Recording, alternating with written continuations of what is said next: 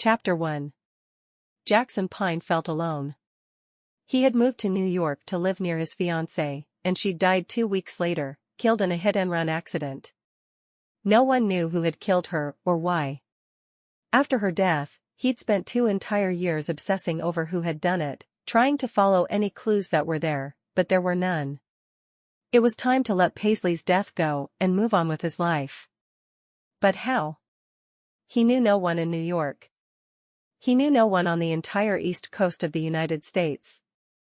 He was from Texas, and he had no desire to go home. His mother would be shoving women down his throat in an attempt to help him get over Paisley, but he had no desire to meet the kind of woman his mother thought was perfect for him. He moved through the crowds to the little Italian restaurant he and Paisley had enjoyed together for the short time they'd had together in real life. The two of them had met online, playing an online role-playing game together, and they'd struck up a friendship.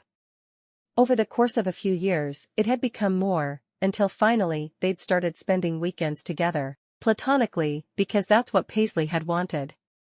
Finally, they'd decided they needed to get married, and he'd moved to New York. The plan was for them to date while living close for a little while, and they would work on planning the wedding.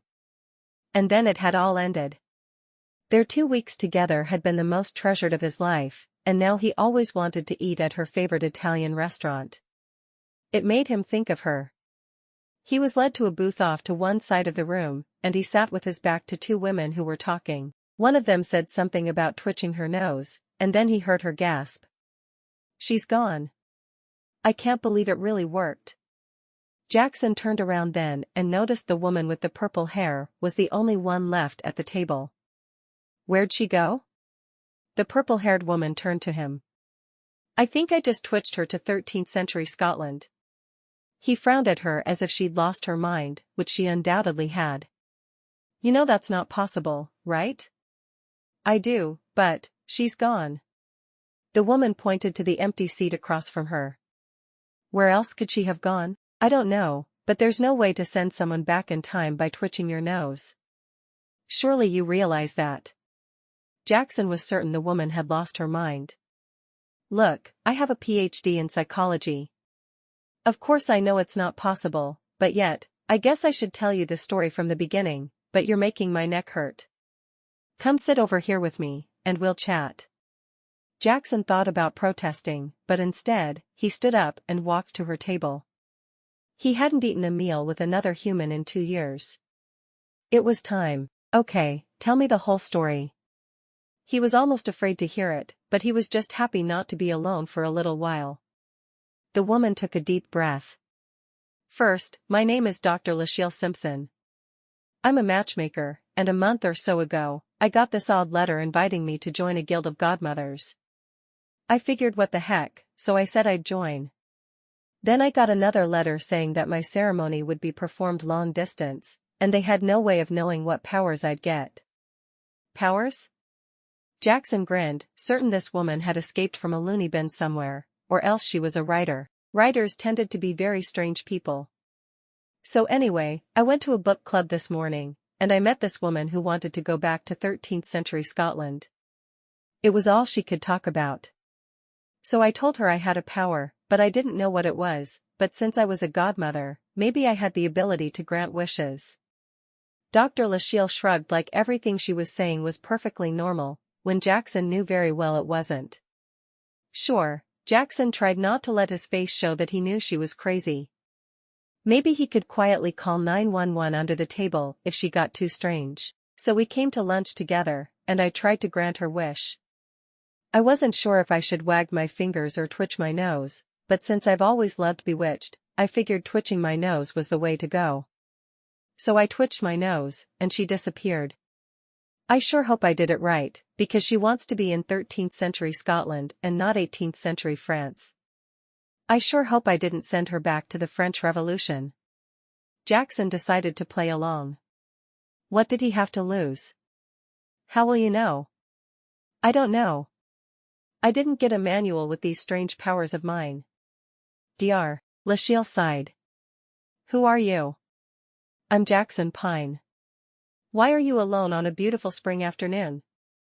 She narrowed her eyes at him as if being alone was somehow sketchy. Jackson shrugged. I moved here about 2 years ago, to be close to my fiancé, who died 2 weeks later. I don't really know anyone. I work out of my apartment, so it's not like I have a lot of opportunity to meet people. Dr. Lachelle tilted her head to one side as she studied him. You should hire me to find you the perfect match.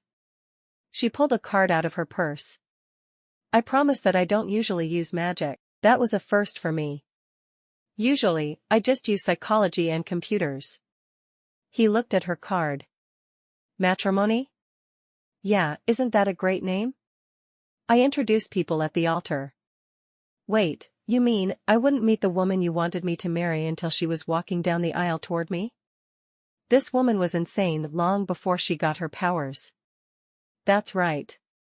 And I require people to sign a contract saying they won't split up until they've been married for at least a year. Trust me, I'm good at what I do. He pocketed her card. I'll research you when I get home. That sounds smart. I wouldn't want to be stuck with marrying a random stranger when I didn't know or trust the woman doing the matchmaking. She leaned forward, ready to impart wisdom. I actually have a girl who I think would be perfect for you. Are you able to move, or do you need to stay here for work?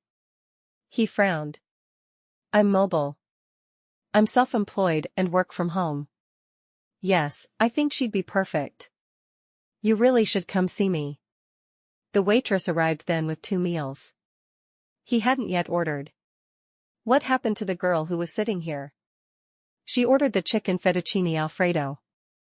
I'll take it, that's what I was planning to order. Jackson went between 3 or 4 things that he ordered every time. He hadn't made a decision yet, and the fettuccine was one of those things. Easy enough to eat it and not make them do something else. The waitress looked around before shrugging. All right. She wandered away, still seeming confused. Dr. Lachelle grinned at him. You're a good man, Jackson Pine. He sighed. Her card was already burning a hole in his wallet. Why didn't he just tell her he'd do it? Sydney Harris arrived home from her day and collapsed into a comfortable chair. It had been a long week. Some hikers had wandered off the trail and fallen, both hurting themselves. Thankfully they'd registered their intent to backpack in the area, and they had been found after a long search. She wanted to shake them and give them all the reasons they should have followed the guides and stayed on the trail. She sank down in her chair and glanced at her phone, almost too tired to care that she'd missed a few calls. One was from her mother, and she ignored that. Her mother thought that being a park ranger was too dangerous, and she called almost daily just to make sure her daughter hadn't been eaten by a bear. No matter how many times Sydney told her there were no bears in Arches National Park, it didn't seem to matter. Her mother had in her head that she was in imminent danger of being a bear snack. Therefore, she must call hourly and confirm no bears had eaten her. There was a voicemail from her best friend, Alexis, and she smiled. She'd call her back the next day after she'd rested. The last voicemail was from Dr. Lachelle. As soon as Sydney heard her voice, she snapped to attention. Hey, Sydney. It's your friendly matchmaker. I wanted to let you know that I've set a date for the wedding there in Moab. Your match will be moving to you. Date is June 29th. Call me for more details. Sydney wasn't sure what more details Dr. Lachelle would give her, but she was ready to hear them. She'd been about to pass out, but finding out there was a match for her perked her right up. She dialed and waited. Dr. Lachelle. Hey, Dr. Lachelle. This is Sydney. I hear you have a match for me. What's he like? Perfect for you. You know I'm not going to tell you more than that, sugar butt. This is true, but he's willing to move here? Yup. I told him you needed someone who could move to you. Sounds good. Are you sure I'm ready for this? Sydney looked around at her messy apartment. Was she ready for a man to live there with her? She could easily pick everything up, and it was just clutter from being gone for days on end, but I'm sure. And this man is going to be grateful for who you are. I promise. Dr. Lachelle paused for a moment. He's going to need a lot of love. Is it going to matter to him that sometimes I'm working for days at a time trying to find stupid hikers who don't know how to stay on marked trails? Dr. Lachelle cackled softly. I think he'll be happy for every moment he gets with you. All right. If you're sure he can handle me and my lifestyle, then I'm all for it. Good. I'll be there on the evening of the 28th. Sam is coming. Do you think your parents will be there? No, I don't think so. My mom is afraid to fly. She's afraid of everything. Sydney stopped short of saying her mother was a neurotic mess, but truth was truth. I'm going to have to call her in a few minutes and let her know I haven't been eaten by a bear. Again. Dr. Lachelle laughed. You'll understand when you're a mama. You should see me with my little grandbaby, Preston. I don't want to let him out of my sight for fear something will happen to him, but he's not even my baby. I can see that. Sydney yawned. I need to get that call into my mother before I fall asleep. I'll see you on the 28th. All right, tell your mama I said hi. Sydney grinned. Will do. As soon as she'd ended the call, she tapped her mother's name in her phone. Sydney? I was worried sick. Where have you been? My job has me away from home for a day or two at a time. We had some hikers wander off the trail and they got injured. It took us a while to find them. Are they all right? Yeah. They're both dehydrated. They took enough water for a regular hike, but not for a 3-day hike, and they weren't factoring in that it is a desert here. Then one of them fell, and the other used his shirt to make her a splint for her wrist. But then he got hypothermia because it was so cold at the higher elevation. Sydney shook her head. It was all crazy. I'm getting married on the 29th. She glanced at a calendar for the first time since she'd gotten a date, and realized it was only 2 weeks away.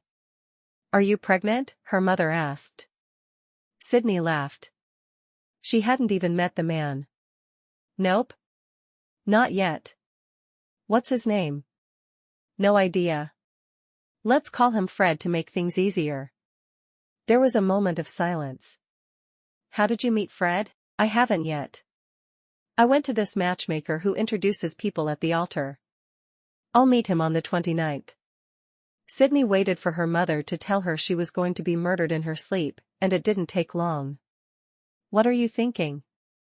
You can't just marry a stranger. Have you lost your mind? Sydney sighed heavily. You know I like being daring. I love what I do, Mom. It makes me happy. It's just hard to meet eligible men unless they're stupid enough to get lost in the park, and I don't want to marry someone who is mentally deficient. How do you know this total stranger isn't mentally deficient? Her mother asked. What if he's a mass murderer who intends to kill you in your sleep? Then at least it won't be painful. Sydney shook her head, knowing she had to put her mother's mind to rest as well as she could. The matchmaker I'm using puts people through intense psychological testing. If he had serial killer tendencies, she'd know. You're putting a lot of faith in this matchmaker person. How do you know she's all right? Mom, she matched Alexis and Joanna. Alexis worked for her as an intern for 3 summers. She's just fine. I promise. I doubt it. Her mother couldn't seem to come up with any more arguments against the idea though. Make sure you call me every evening and let me know how it is. I wish we could be there, but your father's heart isn't what it used to be. There was nothing wrong with her father's heart, and Sydney knew it. Only in her mother's mind. I know, Mom. I'll make sure you get a copy of the wedding video. She knew someone would video the wedding, but she didn't know who yet. Good. I need to see this man. I'm sure we'll come out to visit soon. Sydney loved her mother, but she was certifiable. She always had been. When Sydney was a child, she'd wander away to Central Park and dream about being a park ranger. Now she was a real live park ranger for Arches National Park, near Moab, Utah. She lived in Moab, commuting the short distance every day. I need you to visit soon, her mother said softly. You know how I worry about you between visits. I promise I'm eating enough and having regular bowel movements. I love you, Mom. Love you too. Her mother ended the call, and Sydney sat quietly feeling sad for a while. Then she showered and headed right to bed, not even bothering to read one of her mail-order bride books. As much as she loved them, she needed sleep so much more at the moment. When Sydney woke up the following morning, she immediately showered and dressed, jumping in her car and heading for the Four Corners. She and her three closest friends, Alexis, Joanna, and Tess, had lunch on the third Saturday of every month. She'd almost forgotten, but she was determined to be there. She couldn't wait to share the news of her upcoming nuptials with her friends. She glanced at her car clock and went just a bit faster. She hated breaking any laws, but she was determined to be the first one there, and Alexis sometimes got there within a minute or two of her arrival. It was a game she played with her friend and herself, whether her friend knew it or not. When she got to the restaurant, she immediately looked for Alexis's Jeep. She didn't see it, but that didn't mean anything. She scanned the parking lot in the vegan restaurant across the street to see if Dirk's car was there. Dirk was Alexis's new husband. They had met through Dr. Lachille as well. In fact, all four of the girls had interviewed with Dr. Lachille, each hoping to get their match. Well, none of them were sure what Tess wanted, but she had at least gone through the psych tests for the possibility of being matched. She walked into the restaurant, and the hostess sat her at their usual table. Every month, the four of them sat in the same place, drinking the same drinks, and eating the same foods. It was their time to be away from the world and any pressures it brought them. Alexis was there within a minute or two of Sydney, and Sydney did her best to hide her grin. She'd beaten her. Again. You're always here before me. Next month, Dirk and I are going to leave 30 minutes earlier. Did he drive you again? Of course.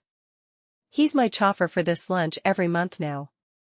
I'm just glad there's a vegan place he likes across the street.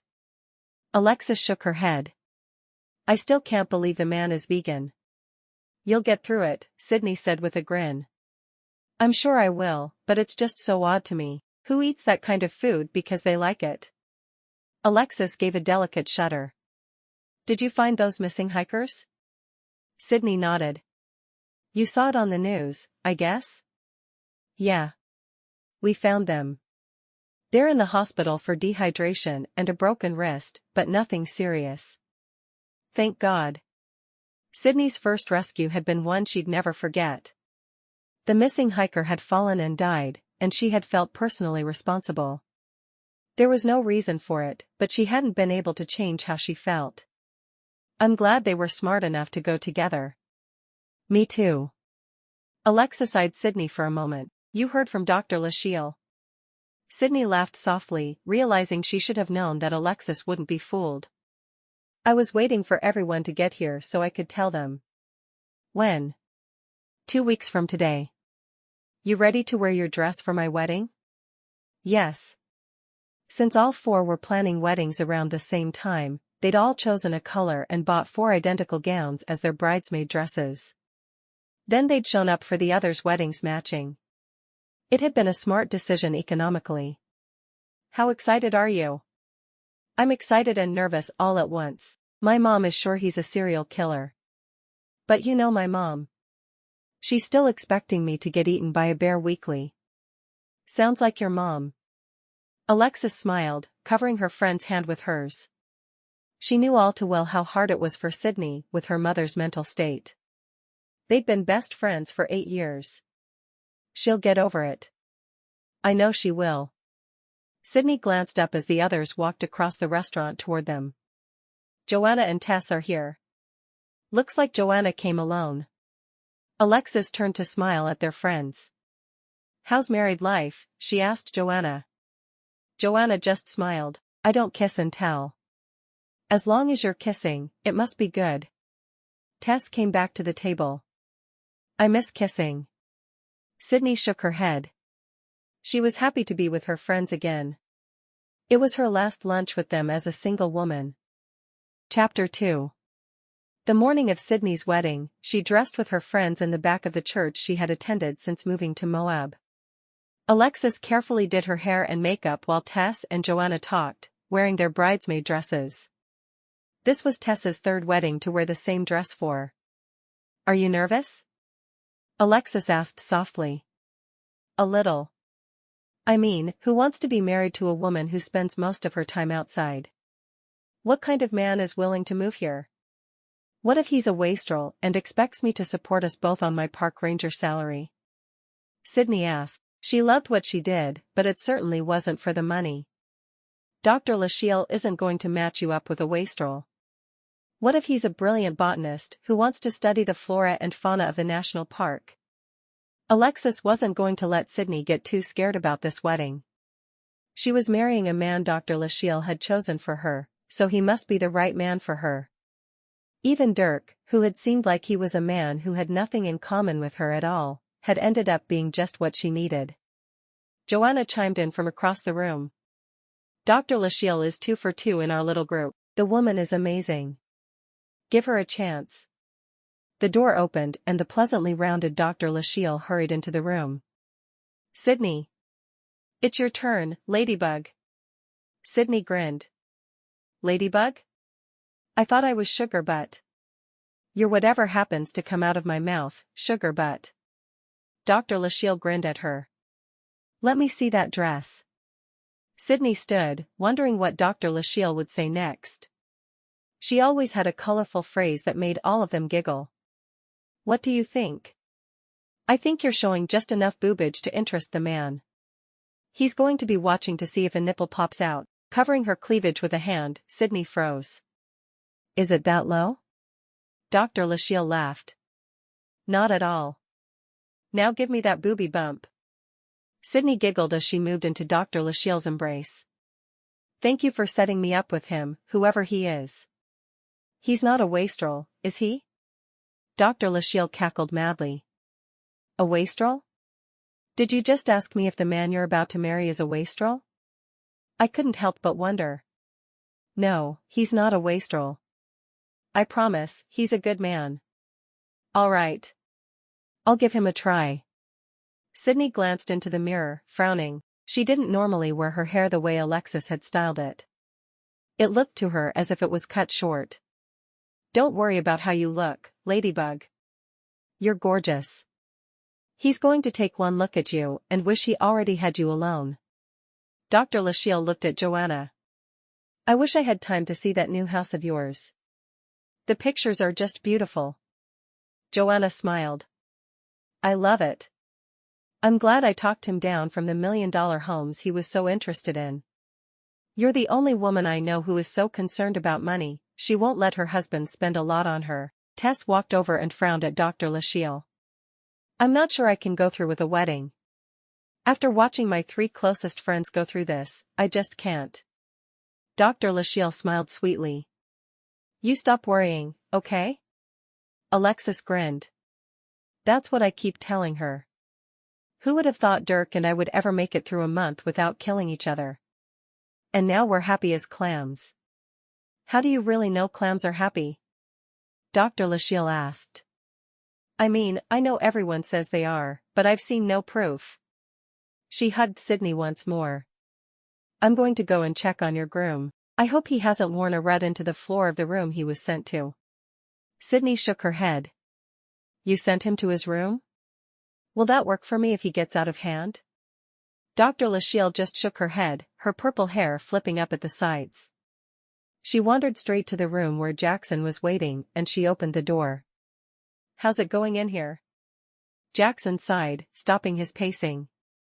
How do you expect? I'm about to marry a stranger, and I'm not sure I'm over my fiancé yet. Get over her fast. I promise, this girl is the right one for you. I just saw her in her wedding dress, and she's going to knock your bobby socks right off. Bobby socks? I don't wear bobby socks? Well, that's too bad. There needs to be a Bob in every story, don't you think? Dr. Lachelle winked at him as if they were sharing a private joke, but he didn't get it at all. See you out front in 10 minutes. You got this. Jackson sighed as she disappeared out the door. He wished he had just a little more time to get used to the idea of marrying a stranger. Everything that was important to him was in his car, or the small U-Haul trailer he was pulling behind it. His whole world was in the church parking lot. Who could say that? A short while later, he was standing at the front of the church, watching as his bride walked down the aisle toward him. The woman was not as Paisley, that was for certain. She had blonde hair, while Paisley's had been a bright red. She was slender, where Paisley had been a little rounder. She was pretty, but she wasn't the woman he loved. For a moment, he glanced around, wondering if anyone would care if he ran for it. He had everything he owned. What difference would it make if he relocated to a new place? Who would care? That question was what made him stay. Someone had to care. Someone other than his mother, who just wanted him to come home to Texas. He needed to build a new life, one without his parents, and without the girl he had loved so dearly. Perhaps the blonde with the bright blue eyes walking toward him would truly be his future. As Sydney slowly walked down the aisle, she watched the play of emotions over her groom's face. It was so odd to her that she was going to be married to him in just a few minutes, and she didn't even know his name. Or her future last name. The man looked for a moment, as if he was going to run for the hills, but then he straightened up and watched her walk toward him. If he was that unsure, and she was that unsure, was this really a good idea? But then her eyes locked onto his. His big brown eyes seemed to be calling to her. They steadied her and took her nervousness away. She stepped up to him and slipped her hand into his. As soon as she touched him, she felt tingles envelop her body. Wow. Dr. Lachelle had done good yet again. She caught that his name was Jackson as the pastor had him repeat his vows. Jackson. She wondered if he preferred Jack? When it was her turn, Sydney was shocked at how steady her voice sounded. That had to be someone else speaking for her, because she didn't feel calm at all. When the pastor said, "You may kiss the bride," he leaned down and pressed his lips to her cheek, leaving her feeling very let down.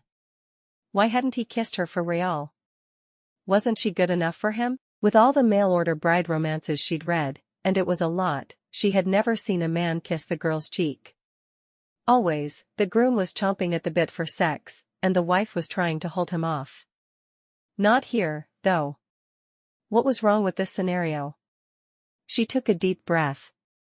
This wasn't a romance novel. This was real life. She was married, and she needed to make the most of it, not compare her new husband to heroes in books. They were introduced to the congregation as Mr. and Mrs. Jackson Pine. Immediately, Sydney pulled him back to the bride's room, where she'd gotten dressed. She knew Alexis had done that right after marrying, and she thought it was a good idea. They could take a few minutes to get to know one another before they had to face all those people again. Sydney closed the door behind them and turned to Jackson, blurting out the first question that came to her mind. Why didn't you kiss me for real?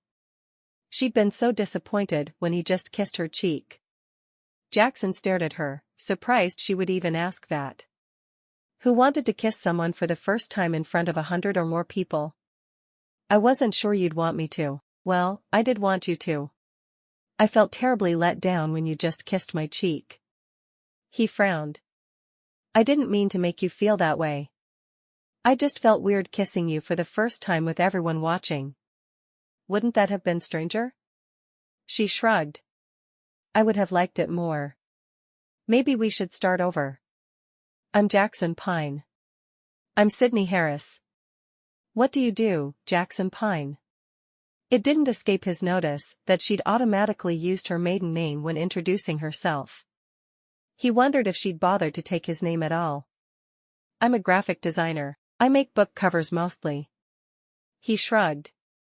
It's a living, and one that lets me go wherever I want. I'm not tied to any city. Huh. I don't think I ever really thought about book covers. He grinned. Well, I have to think about them, whether I want to or not. What do you do? I'm a park ranger at Arches National Park, about 10 miles north of Moab. I've worked there for 4 years now.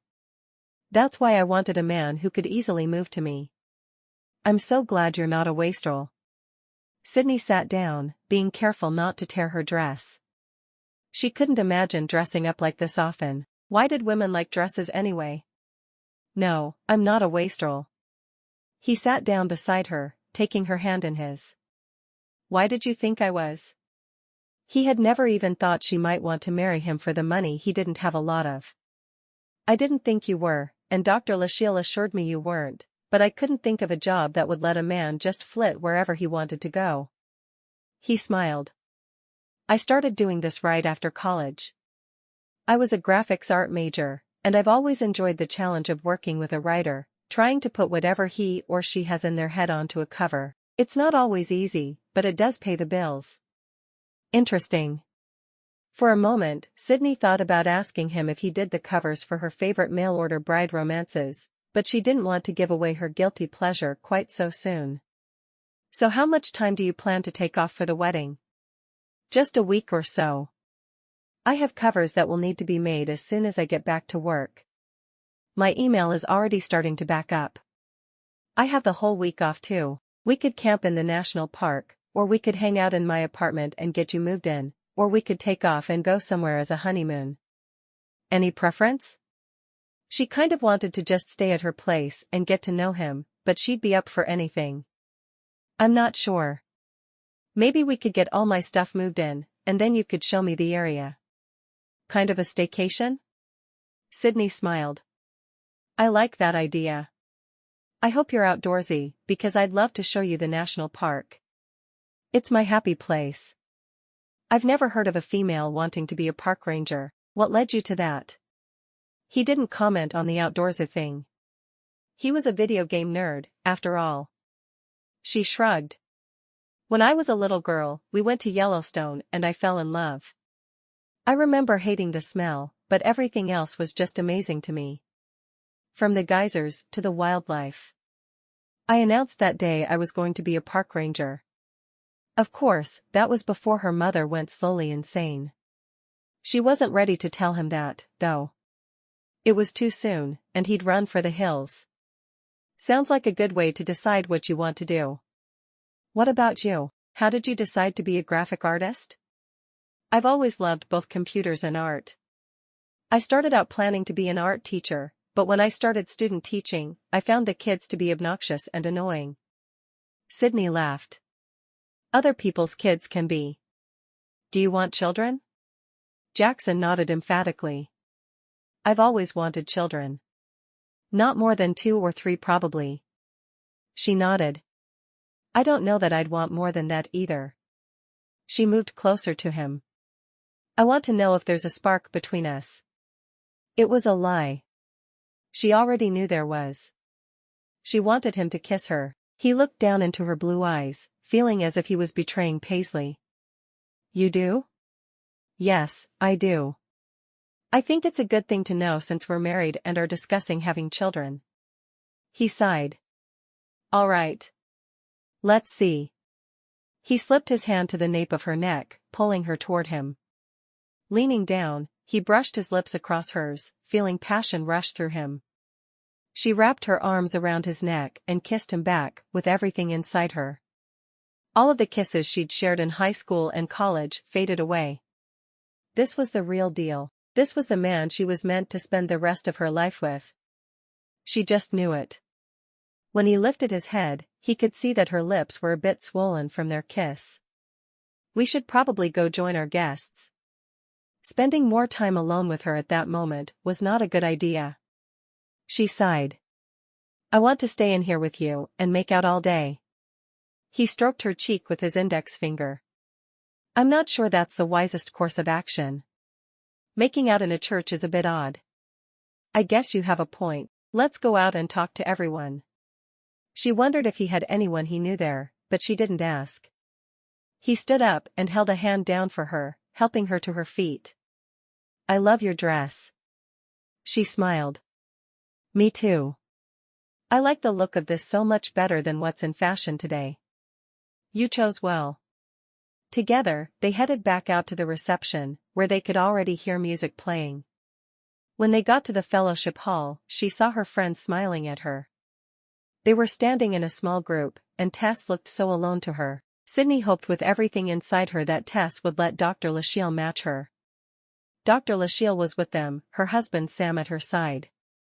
Come meet my closest friends. He nodded, allowing himself to be pulled across the room to a group of people. This is Jackson. Jackson, my best friend, Alexis. She was my roommate in college. And my dearest friends, Tess and Joanna. They were our suite mates. We all shared a bathroom. Would you really call what Tess did sharing? Alexis asked softly. Tess made a face. We're at a wedding, and you don't discuss your friend's small bladder at a wedding. She held her hand out for Jackson. It's so nice to meet you. Please don't kill her in her sleep. Her mother is very worried that's exactly what's going to happen. Jackson looked at Sydney. My mother would think the same thing about you if I'd told her I was marrying a stranger today. You made a good call then, didn't you? Sydney pressed her cheek against his shoulder. And guess what? Alexis frowned at her. What? He's not a wastrel, he's a graphic artist, and he can do his work from anywhere. Sydney was so excited when she announced Jackson wasn't a wastrel, and she knew it came out in her voice. I told you Dr. Lachille wouldn't set you up with a wastrel. Why couldn't you just believe me? I don't know. It just seems too good to be true to be married to a man who's not a wastrel, don't you think? Dirk shook his head at her. I know you're Alexis's best friend, but sometimes you really worry me. Sydney laughed, the sound filling the room with happiness. You're stuck with me. Forever. I know. I would never ask Alexis to get rid of her closest friends for me. Dirk wrapped his arm around his wife's waist. I need her to be happy. As she watched them, Sydney realized that what Alexis had was exactly what she wanted. Love. And fast, too. It had only taken Alexis and Dirk a month to realize that they were in love. That sounded just about right to Sydney. She looked over at Jackson and realized he was watching her, a glint in his eye. What are you thinking? I'm thinking that my life hasn't yet begun to change. At least he wouldn't be lonely anymore. No more meals alone in a restaurant his late fiancée had preferred. Now he'd spend all his time with Sydney. He could already tell it was going to be a wild ride. Chapter 3. After a short reception, Sydney led the way back to her apartment while Jackson followed. She was on the 3rd floor, which she usually liked, but as they carried all of his belongings up the stairs, she had a silent wish for a 1st floor. Once they'd dropped the first load of his things in her living room, with him still in his suit and her still in her wedding dress, she turned to him. Let me give you the quick tour. There wasn't a lot to see, but she still felt better showing him everything. She had assumed they would sleep together from the first night, but after the way he'd turned his cheek at the wedding, she was no longer certain of anything. Do you want to change first? He asked. She grinned, nodding emphatically. Would you mind? Not at all. I can't imagine walking around in that getup all day. Neither can I. It's hard enough for just an hour or two. She looked at the things they'd already dropped. Do you have clothes to change into? I made sure I grabbed the bag with fresh clothes. No way am I running around in this monkey suit even a minute longer than I have to. I only have one bathroom. You change there, and I'll change in my bedroom. She headed for her bedroom door, nodding toward the bathroom, so he'd know where he was expected to go. Got it. While he wished he felt comfortable offering to take her dress off for her, he didn't. He had never even slept with Paisley, and they'd been close for years. And very much in love. How could he feel like he could do anything with Sydney so soon? In her room, Sydney quickly removed her wedding dress, well, as quickly as any woman who was unused to wearing anything but pants changed out of a fancy gown, and put on a pair of shorts and a tank top. Perfect attire for running around the apartment. She didn't know if she'd be expected to cook that night, but she was ready for anything. When she got out into the living room, he had already brought up another load of his things. Sorry it took me so long. I'm not used to wearing anything fancier than a pair of pants. No problem. He'd changed into shorts and a t-shirt, and she thought he looked a lot more at ease than he had before. You can try to find places for stuff if you don't want to have to lug everything up and down the stairs. I don't mind helping carry things up. Works for me. It took them another 30 minutes before his car was completely emptied. When they were done, she collapsed backward onto the couch. I think everything looks great just where it is. He laughed. I'm not so sure that's going to work. For the next little bit, it will. Sydney didn't care if she had to walk around it for a day or two.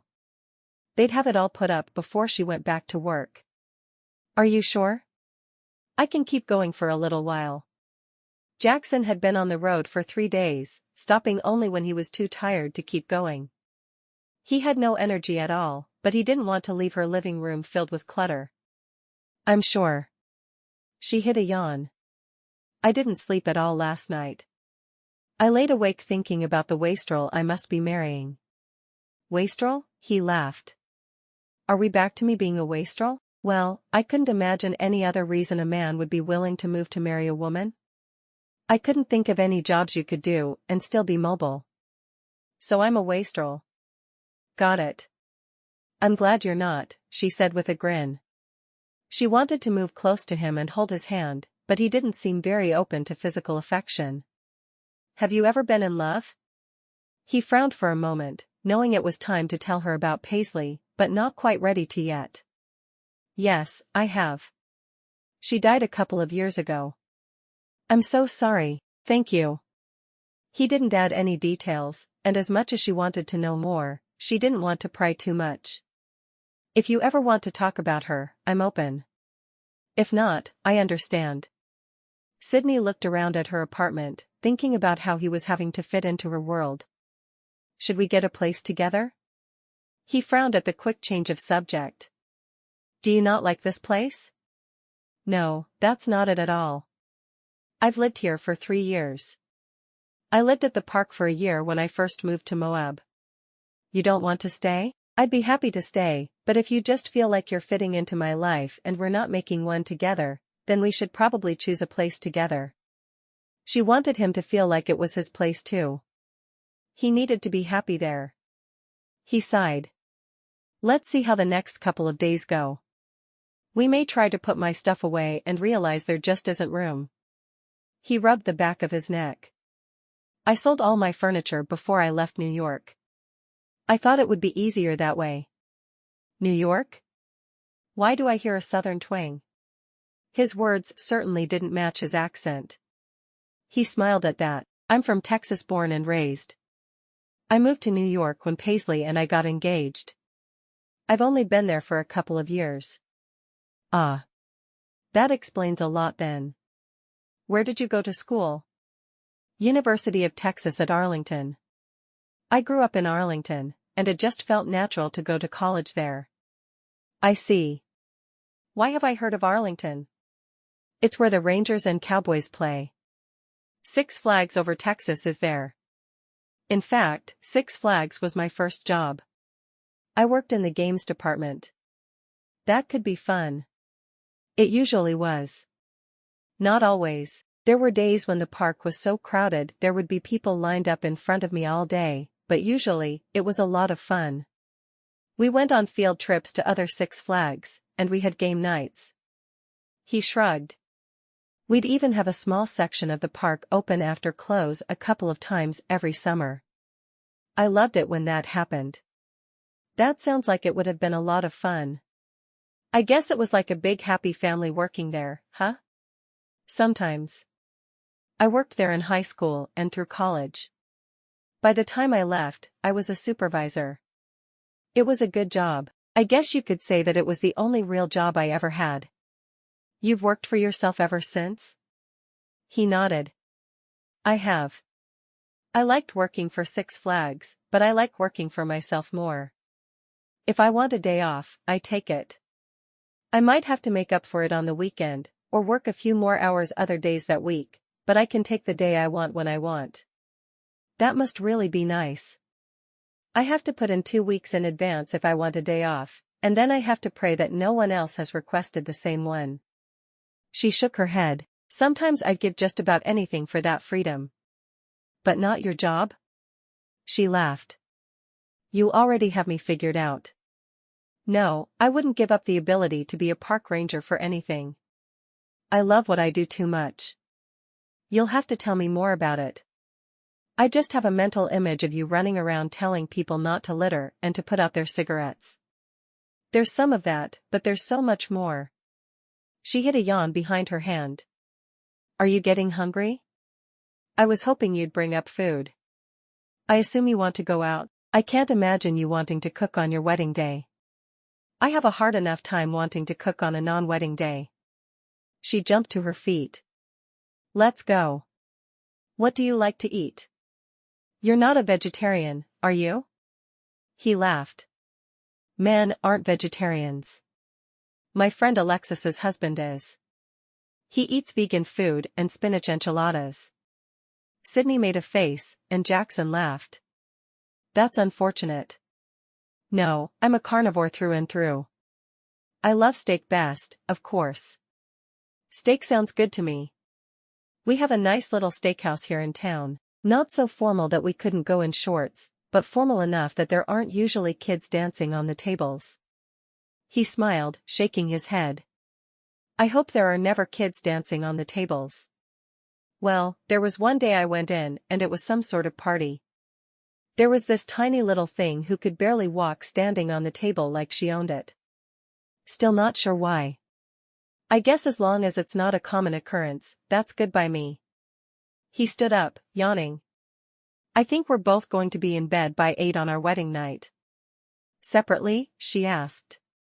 He frowned. I'm not sure I'm ready for a physical relationship. How would you feel about waiting for a little while? He didn't like having to bring up the subject, but it was necessary at this point. How long are you thinking?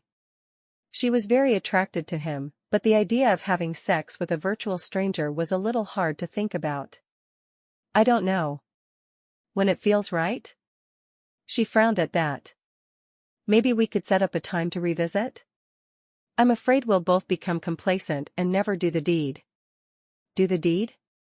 Did you really just say that to me? I did, sorry, but I couldn't help myself. She shrugged. She knew she was a child half the time. Especially when she was with her friends. He shook his head. You worry me. For a moment, he thought about the meaning behind her words, and not just her insensitive delivery of them. How would 2 weeks sound? If nothing has happened by then, we discuss and decide how to proceed? Sounds good, I think. 2 weeks of staying out of your pants. I can totally do that. I'm glad to hear it. I was worried I'd wake up and you'd be all over me. He grinned at her, making it clear he was only joking. Oh, speaking of that, I only have one bed. How big is it? He still hadn't gotten the tour of the apartment. King. I had a queen, but I thought having to share it, I might prefer a king. I think we could share a king. Don't you? Do I have to keep my hands to myself? During this trial time, I mean. What if I want to hold your hand or grab you and kiss you until you have smoke coming out your ears? Oh, feel free. Just keep your hands off the goods. He couldn't imagine her feeling the need to grab him, but whatever. He wasn't going to try to stop her if that's what she really wanted. I'll do my best. I feel like the goods are magnets now, and my hands are made of metal. He took her hand and led her from the apartment. Have you always been this way? Only for the past few hours, she said, winking at him. I've never been married before, you know. I didn't know, having only known you for the same few hours, but it's nice to hear. They got to the bottom of the stairs, and she looked over at him. I want to drive. Okay. I don't care if you drive or not. Just don't wreck or anything. I never wreck. She led him to her Dodge extended cab truck. Hop in, sugar butt. Did you just call me sugar butt? He asked, shocked. Well, Dr. Lachelle has been calling me that, and I thought I'd try it out on you. Do you like it? Sydney asked as she backed out of her parking spot and drove the short distance to the steak place she had recommended. I'm not so sure about sugar butt. It feels odd to be called that, to be very honest. Jackson couldn't believe they were even having this discussion. The woman was quirky, to say the least. How about Jack? Does anyone call you Jack? He shook his head. Actually, no. My mother always hated the name Jack, so I haven't let anyone call me that. What about me? Can I call you Jack? He shrugged. I think that would be just fine. What about you? Does everyone call you Sydney? Sydney, Sid, hair, sugar butt. He laughed. You're stuck on the name sugar butt. I was a little shocked the first time the words came out of Dr. Lachille's mouth, but I got used to them. No? Let me see what comes out. I think I could get used to calling you Sid. Up to you. I answer to them all, so if you're walking away from me in a crowded room, and I yell out, sugar butt, you'll answer? Really? Depends on how I'm feeling about you at that particular moment, probably. She winked at him, jumping down from the truck. I mean, if I'm mad at you, I probably won't respond to anything, but if I'm feeling good about you, then sugar but would work as well as anything else. Have you always driven a truck? He asked. Nah, but it's easier to have four-wheel drive out here. I sometimes have to take off across the land for work, and it's good to know I'm not going to get stuck. It suits you. She grinned. Better than that silly wedding dress did. You really don't like dressing up, do you? Not at all. I definitely prefer to wear shorts or jeans or slacks. Being all girly makes me feel like I'm about to lose my mind. My best friend, Alexis, is the girly one in our group. She was at the wedding, right? Yes, she was my matron of honor. We were college roommates, and we settled close enough that we get together once a month. Well, it's the two of us, and then our two sweet mates. We meet up the third Saturday of every month for lunch and giggles. Arriving at the hostess station, she looked at them. Just two? Sydney nodded. Yup. Once they were seated, she said, the four of us decided to talk to Dr. Lachille together. So far, she's matched Alexis and Joanna, and they're both very happy. I'm determined we will be as well. We'd better be. After they'd ordered, he reached over and took her hand. He had to get used to her touch. Paisley had been more of a girly girl than Sydney seemed to be, but he had to stop comparing them. They were both good women. So tell me about Moab. What's your favorite thing to do? Once he started her talking about her adopted city, she didn't stop until their salads arrived. You really shouldn't ask me about Moab. I love it here so much. I can see that. He eyed her skeptically. What will you say if I want to move across the country? She shrugged. I don't know, to be honest. I did ask for a match who would move here. I can't imagine being anywhere else now. I have no desire or need to move. I was just curious how it would make you feel. Terrible. I don't want to leave my new home or my friends. We all settled here close together so we could continue to see each other. I think that's great. I was never close enough to anyone to want to move with them. Other than Paisley, of course, but that went without saying. If you won the lottery tonight, it's 140 million, what would you do with it? He frowned, thinking about her question. She was making him think a lot. I'd probably continue doing what I'm doing, because I love my job, but I'd do it in a more luxurious place. And I'd travel more. Luxurious? What kind of place? Oh, I don't know. I'd have a big house with an indoor pool, I think. I've always loved to swim. An indoor pool? That could be fun. Would I be allowed into this dream world of yours? She could move there happily.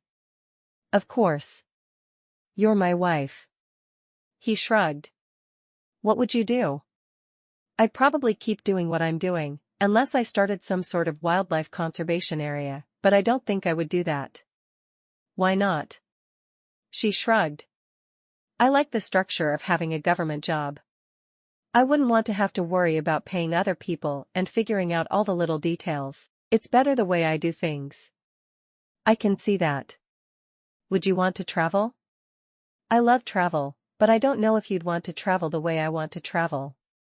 I think I'd want to get an RV and travel through all the national parks. Yeah, I was thinking more cruise ship type thing. We'll alternate. You pick one trip, and I'll pick the next. Jackson smiled. You're pretty good at this negotiating thing. Are you sure you haven't been married before? I'm positive. I just had to learn to get along when I was living with 3 other girls, one of whom had a thimble-sized bladder. That sounds awfully small. Sydney nodded. That's what I'm saying. 4 of us shared a bathroom, and Tess was always in it. I started taking showers whenever she went to class, because then no one would pound on the door to get in while I was in there. Was she really that bad? Imagine going on a car trip with someone who had to stop every single hour to use the facilities. We got to the point where we'd buy her Depends before every car trip. Would she use them? He asked. Sydney shook her head. No, but she should have. Rotten friend, don't you think? I don't know about that. What if she has a legitimate medical reason for going all the time? Then she should go to the doctor and get a written excuse. That's when I'll stop making fun of her for it. He sighed. That's not very nice of you. She's never made you be late for something important because she had to go just one more time. No, she never has. And aren't you glad? He shrugged, not sure how to respond to that question. Chapter 4. By the time their food arrived, they'd finally gotten off the topic of Tessa's bladder and onto the more important topic of video games. You really like to play them? She asked. Why not experience real life? He sighed. How is a video game not experiencing life? I just experience it in a different way than you do. You're crazy, Jack. I think I like to hear Jack coming from you. Make sure to call me Jackson around my mother, though, won't you? If I can remember, she said with a wink. He cut into his steak, and she watched the bright red blood ooze out of it onto his plate. Are you sure the mooing has stopped? Doesn't really matter to me if it has or not. I'd take my knife and fork out into the field and just carve off a chunk. She shuddered. I hate rare meat. I might have to have you sit at another table. You're missing all the flavors by eating it that way, he protested. Then I don't need flavors in my life. I will be perfectly content with a flavorless life. She cut into her own steak and took a bite. Cooked to perfection, just a thin line of pink right down the middle. You're ruining it. I think I'm going to like having lively discussions with you. What do you want to argue about next? He laughed. Hopefully, we'll eventually find something to agree on. We'd better not bring up politics or religion for a while. I don't want to have to kill you in your sleep. She hated discussing politics. She'd gotten to the point where she unfollowed anyone who posted about them on social media, because no matter what side they were on, they tended to be ridiculous. Isn't that what your mother thinks I'm doing to you? Ack. I forgot to call my mother. Sydney's gaze met his. I've got to call her. She's probably sitting beside the phone, contemplating calling the FBI. I have no desire to have to deal with them. He shook his head. Does your mother have the number for the FBI? Of course not. But she'll keep looking until she finds it. She tapped her mother's contact on her phone. Sorry, I forgot to call sooner, Mom. I'm married. She waited for the explosion from the other end of the line. You're not dead yet, her mother's voice was filled with fear. I promise I'm not a zombie or a ghost, Mom. How are things there? Sydney tried to keep her voice casual. Your father's had heart palpitations all day worrying about you. Are you sure? Did you take him to the hospital? Sydney knew her father's heart palpitations were in her mother's mind. You know I don't leave the house. I thought about calling an ambulance, but he kept telling me he was fine. I hope he doesn't die in his sleep tonight. I think he's going to be fine, Mom. Sydney saw that Jackson was watching her closely, and she knew she'd have some explaining to do after her call. How could she possibly explain her mother? Well, make sure you call me in the morning. I want to make sure you're alive, and you'll need to know whether your father died during the night. I'll call you, Mom, Sydney said dutifully. She had always pandered to her mother's wishes when it came to calling. You'd better. As Sydney ended the call, she shook her head. My mother is certain my father is going to die of heart palpitations tonight, because he was so worried about us. Oh? Is there any truth to that? She sighed sadly. No, my father's heart troubles are all in my mother's mind. I'm afraid her anxiety is much worse than his heart troubles could ever be. I'm sorry to hear it. He reached out and covered her hand with his. My mother's not crazy per se, but she's a pain. She complains about everything I do. Every time I mention something I'm doing, she tells me how much better it would be if I were doing it in Texas. Texas is not the center of the universe, even though it is the center of hers. Let's never get our mothers in the same room. I might have to kill them both. After their meal, she suggested a drive out to the park, so he could at least get an idea of what it was like. We won't get out of the car, but it's a beautiful place to have in your backyard. Do you do any of your own photography? I have the ability, but I don't usually. People want such specific things on their book covers. I will send an author a cover and hear back that I need to darken his hair to a medium brown from a light brown, and the eye color should be more emerald than moss green. It makes me crazy. They should all let me design the cover and then describe their heroes and heroines from that. Why don't they? He shrugged. Who knows? Some of them just need to be godlike, I think. Some are just picky. Some are too scattered and disorganized to think of doing something like that. You should tell them all how to do things the right way. Jackson laughed. My way being the right way, of course, of course. She waved to the woman who was at the gate to the park and pulled through. They know you? He asked. The park isn't quite small enough that we all know each other. She knows my sticker. She pointed at the sticker on her windshield. I see. He was surprised at how pretty the place really was, looking everywhere at once. I expected it to be boring. Deserty. Well, it is a desert, but it's anything but boring. I always thought I wanted to work at Yellowstone, but now that I'm here, I can't imagine being anywhere else. It is a beautiful place. We'll have to visit Yellowstone together one day. Oh, you'd love it. When we win the lottery and buy that RV, it will be our first destination. I was thinking our first destination should be Scotland. She wrinkled her nose. Why go so far when there's untapped beauty right here on our own continent? They learned a lot about each other as they drove through the park. Finally, she turned. I need to get back. I'm going to fall asleep at the wheel. Do you need me to drive? I think you're more tired than I am. She wasn't looking forward to the awkwardness of sharing a bed when there would be no intimacy between them, but that was all right. As long as they made it through this first couple of weeks, she was sure they'd be fine. When they reached her apartment, she sat in the truck for just a moment. I'm not sure I want to walk all the way up the stairs. He grinned. It's a third-floor apartment. It is. I love living on the third floor. I like the extra exercise I can't help but get because I'm on the third and not the first. He nodded. That makes sense. Except now. Now it doesn't make sense, because I don't want to climb all those stairs. We'll do it together. I think we could climb mountains if we did it together. Already she knew that Dr. Lachelle had done as well for her as she had for her friends. They would have some things to work through, of course, because they were strangers marrying. But once he could see her instead of his fiancée, it would be better. He nodded. As long as we both have someone to lean on.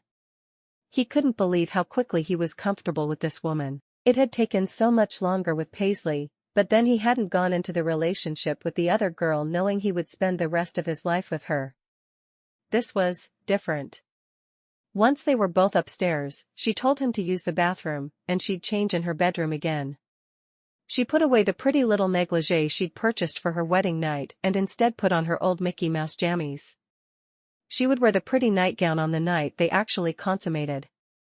When he came into the room, he was wearing shorts and a t-shirt. I don't exactly own pajamas, he said, rubbing the back of his neck in a gesture she had learned meant he was embarrassed. Don't worry about it. Sydney disappeared into the bathroom to brush her teeth and get rid of the last of the makeup Alexis had slathered all over her face. When she got back to the bedroom, Jackson was standing beside the bed. I didn't know if you had a side preference.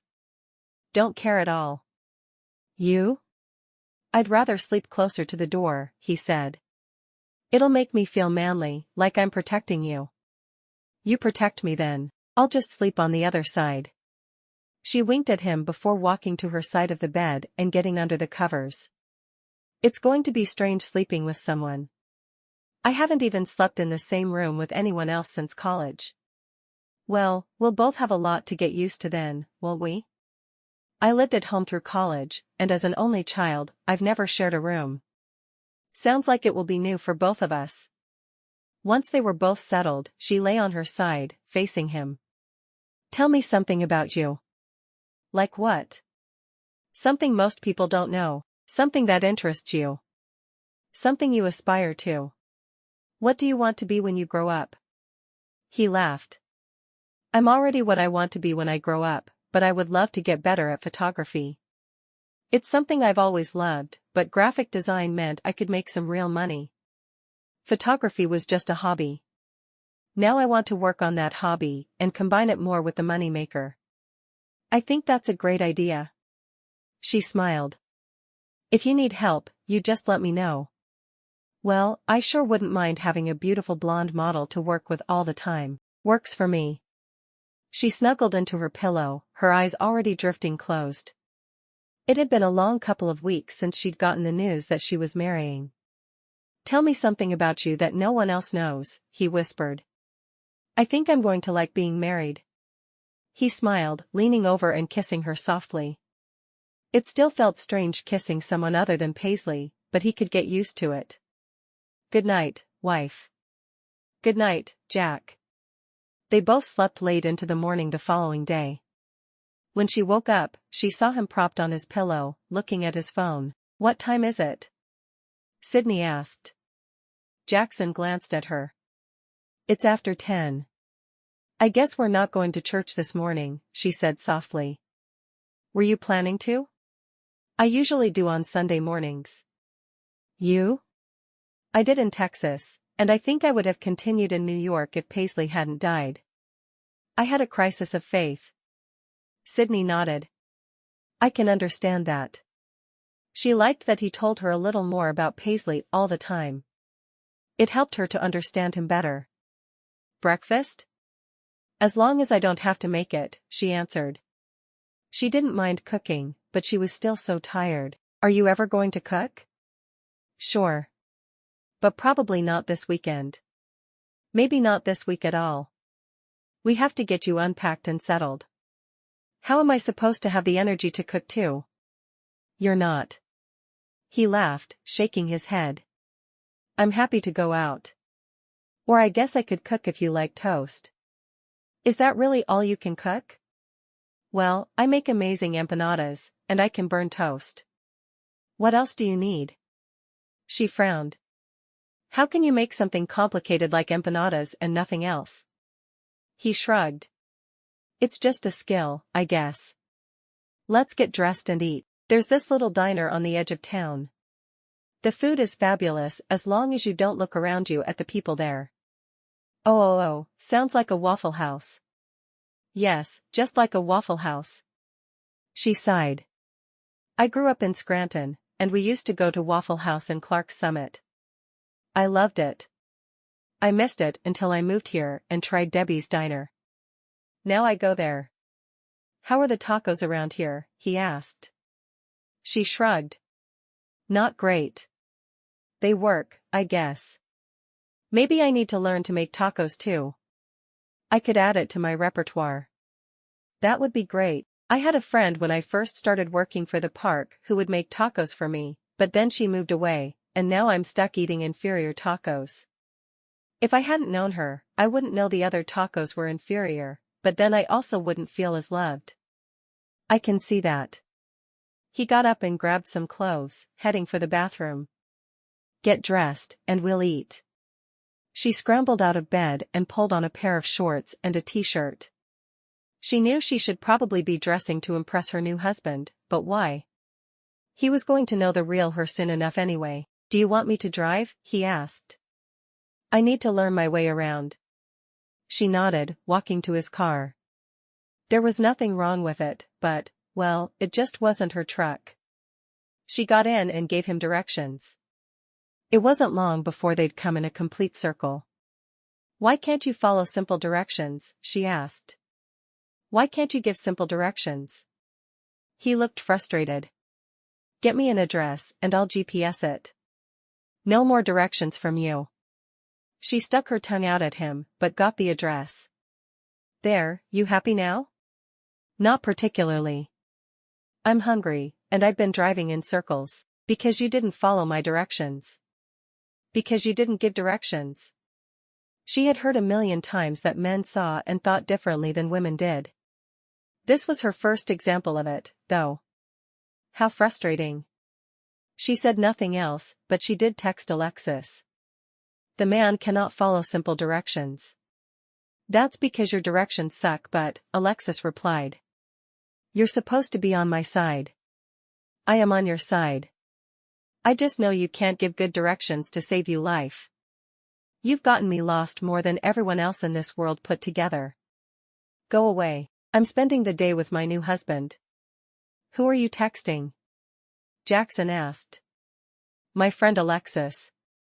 I was telling her that you didn't like my directions, and she said my directions have gotten her lost more than everyone else in the world put together. I guess you're right, and my directions do suck, but..." "I didn't say they sucked, but..." "Who says suck, but..." "Alexis." Sydney sighed. "My best friend and my husband are ganging up on me." He pulled into the parking lot of the diner. "We're not ganging up on you. We're just both being honest with you about your navigational abilities." As soon as they were seated, he glanced at the menu. "Have you had their breakfast burritos? Are they any good?" "They're fabulous. You should try them. I usually get the waffles." "Are their waffles good?" She nodded. "Wonderful. I recommend everything they have." "Seriously?" "Well, I'll get the breakfast burritos, but I'm going to need a bite of your waffles." "Only if I get a bite of burrito." "Deal." He'd never been one to split a meal with anyone. His mother had been very fastidious about everyone eating off their own plates, so he loved the idea of sharing with her. While they ate, she asked him another of her thought-provoking questions. "If you could have any superpower, which would you choose?" "That's a tough one. I'd want to be able to fly, but I also kind of want super speed.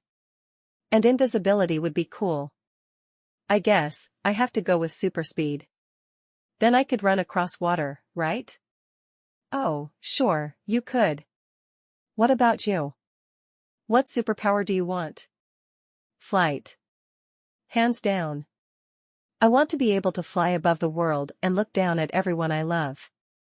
I want to be able to hover in the air. Super speed would be nice, but flight would be more important to me." She took a sip of her orange juice. "Interesting.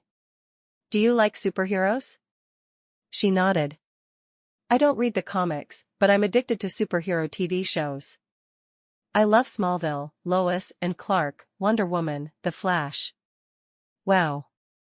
You really are a superhero nerd." "Cool. I didn't think I'd ever meet a woman who liked superheroes as much as I do." "Then you haven't met the right women. Do you like the X-Men movies?" "I love them." "Have you seen the new Aquaman?" "I heard so many people didn't like it, but I loved it. I don't know what their problems were." He shrugged. "I wasn't a huge fan, but I can see why someone uneducated in the comic books would have liked it." "Are you calling me uneducated?" Her jaw dropped for a moment, pretending shock. "Only in comic books. In real education, I don't find you lacking at all." "Well, that's good, I guess." Sydney sighed. "Someday I'll measure up to your standards." "You do," he shook his head. "Honestly, for a random woman that was picked out for me by some batty purple-haired woman, I think you're perfect." She laughed. "What made you decide to contact her?" He frowned. "I'm not sure I should tell you." "Of course you should." "Well, I was eating in this little Italian restaurant in Manhattan, and listening to a conversation behind me between two women. One of the women was talking about wanting to travel back in time, and the other said she thought she could do it by twitching her nose. Next thing I knew, one of the women was gone. The one still there was Dr. Lachelle, and she and I struck up a conversation. She thinks she's been inducted into a guild of godmothers of some sort and now has the ability to grant wishes? I can see that, but why would you keep talking to her after that? She told me about her business, and I looked it up and it seemed legit. I don't know. I was tired of being alone. Sydney smiled. She was glad she was better than loneliness. Chapter 5. After breakfast, they went back to the apartment to tackle putting away his things. It took them less than 3 hours to decide they did need a bigger place. I'm not ready to house shop, Sydney said. Why don't we go to the apartment office here and see if they can put us in a 2-bedroom? Jackson frowned. You wouldn't mind? Not at all. We wouldn't have to break my lease or pay to get out of it, and we could get a bigger place quickly. That sounds good, then. They stopped where they were. We can get lunch while we're out too. I'm assuming you don't want toast? And I'm not up for making empanadas either. Yes, we need to have lunch out. Sounds good. I can take you to the best Mexican place in town, and we can lament over the awful choices we have for Mexican food here. That sounds ideal. He grinned, taking her hand as they walked across the parking lot to the apartment office. There was someone in who immediately took them to see the larger apartments. We have 2 and 3 bedrooms here, the woman said, taking them into a first-floor apartment. This one is open now, and you could move in this week. They wandered around it, noting all the differences and the larger size. I like this, Sydney said, looking over at him. Let's see the 3-bedroom before we make any decisions, Jackson said. We won't have a 3-bedroom available for at least 3 weeks, the woman said, taking them to a model apartment on the 3rd floor. These go quickly, and we don't have as many. He nodded. I'll be working from home, so a 3rd bedroom would have been nice, but we can make do with 2, I think. They went in and looked around, comparing the 3-bedroom to the 2. I think I actually like the 2-bedroom better. So do I. Sydney said with a grin. It's nice to be on the same wavelength. Do you two want to think about it? The leasing agent asked. Sydney looked at Jackson and shrugged. We can talk about it, or we can do it now. I think it would be easier to just do it and get it done. He nodded decisively. Absolutely. Let's sign papers. All right. An hour later, they had the keys to the new place. That was a lot easier than it should have been, Sydney said as they walked to the car. Yeah, she said that the people who had signed the lease for this place backed out at the last minute. So we got it. Works for me. She shook her head. I'm not looking forward to moving, but it'll be easier than settling you in and then packing everything up all over again. It makes more sense to do it now when we're both planning to take a week off anyway. I agree. Now let's go get some crummy Mexican food. Yay, my favorite. He led her to his car, and they got in. The name of the place is the Alamo. I won't even try to give you directions. Good, I don't want another headache. He grinned at her as he started driving, following the directions on his phone. After they'd eaten, he shrugged. You're right.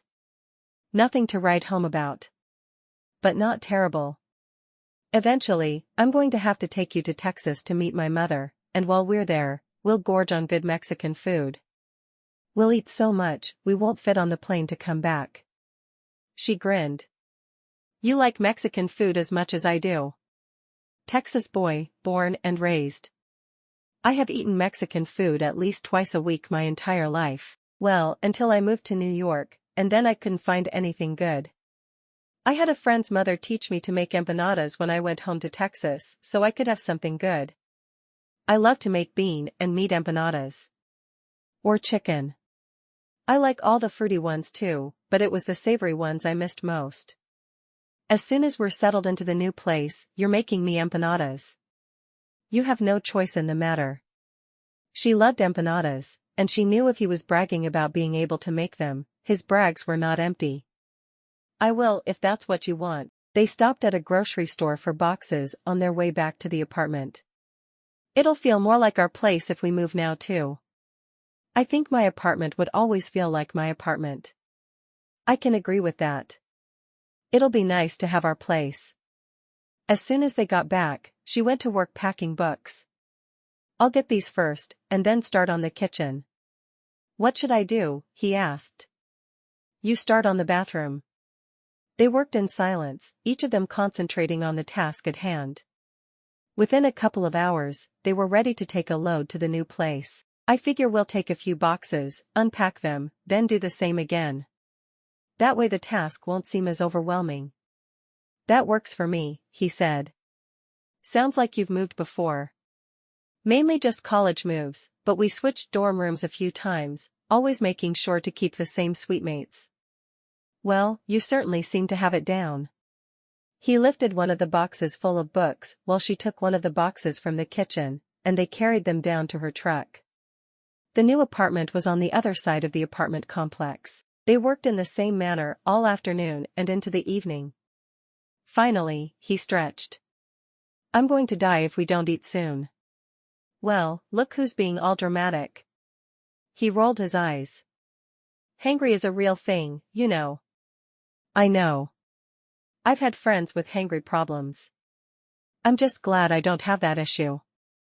After dinner, they went back to the old apartment, which was starting to look barren. We should move the furniture tomorrow, she said. I think I can get a couple of guys from work to help. That would be amazing. I think we can do all the boxes, it's just the big furniture that we'll need help with.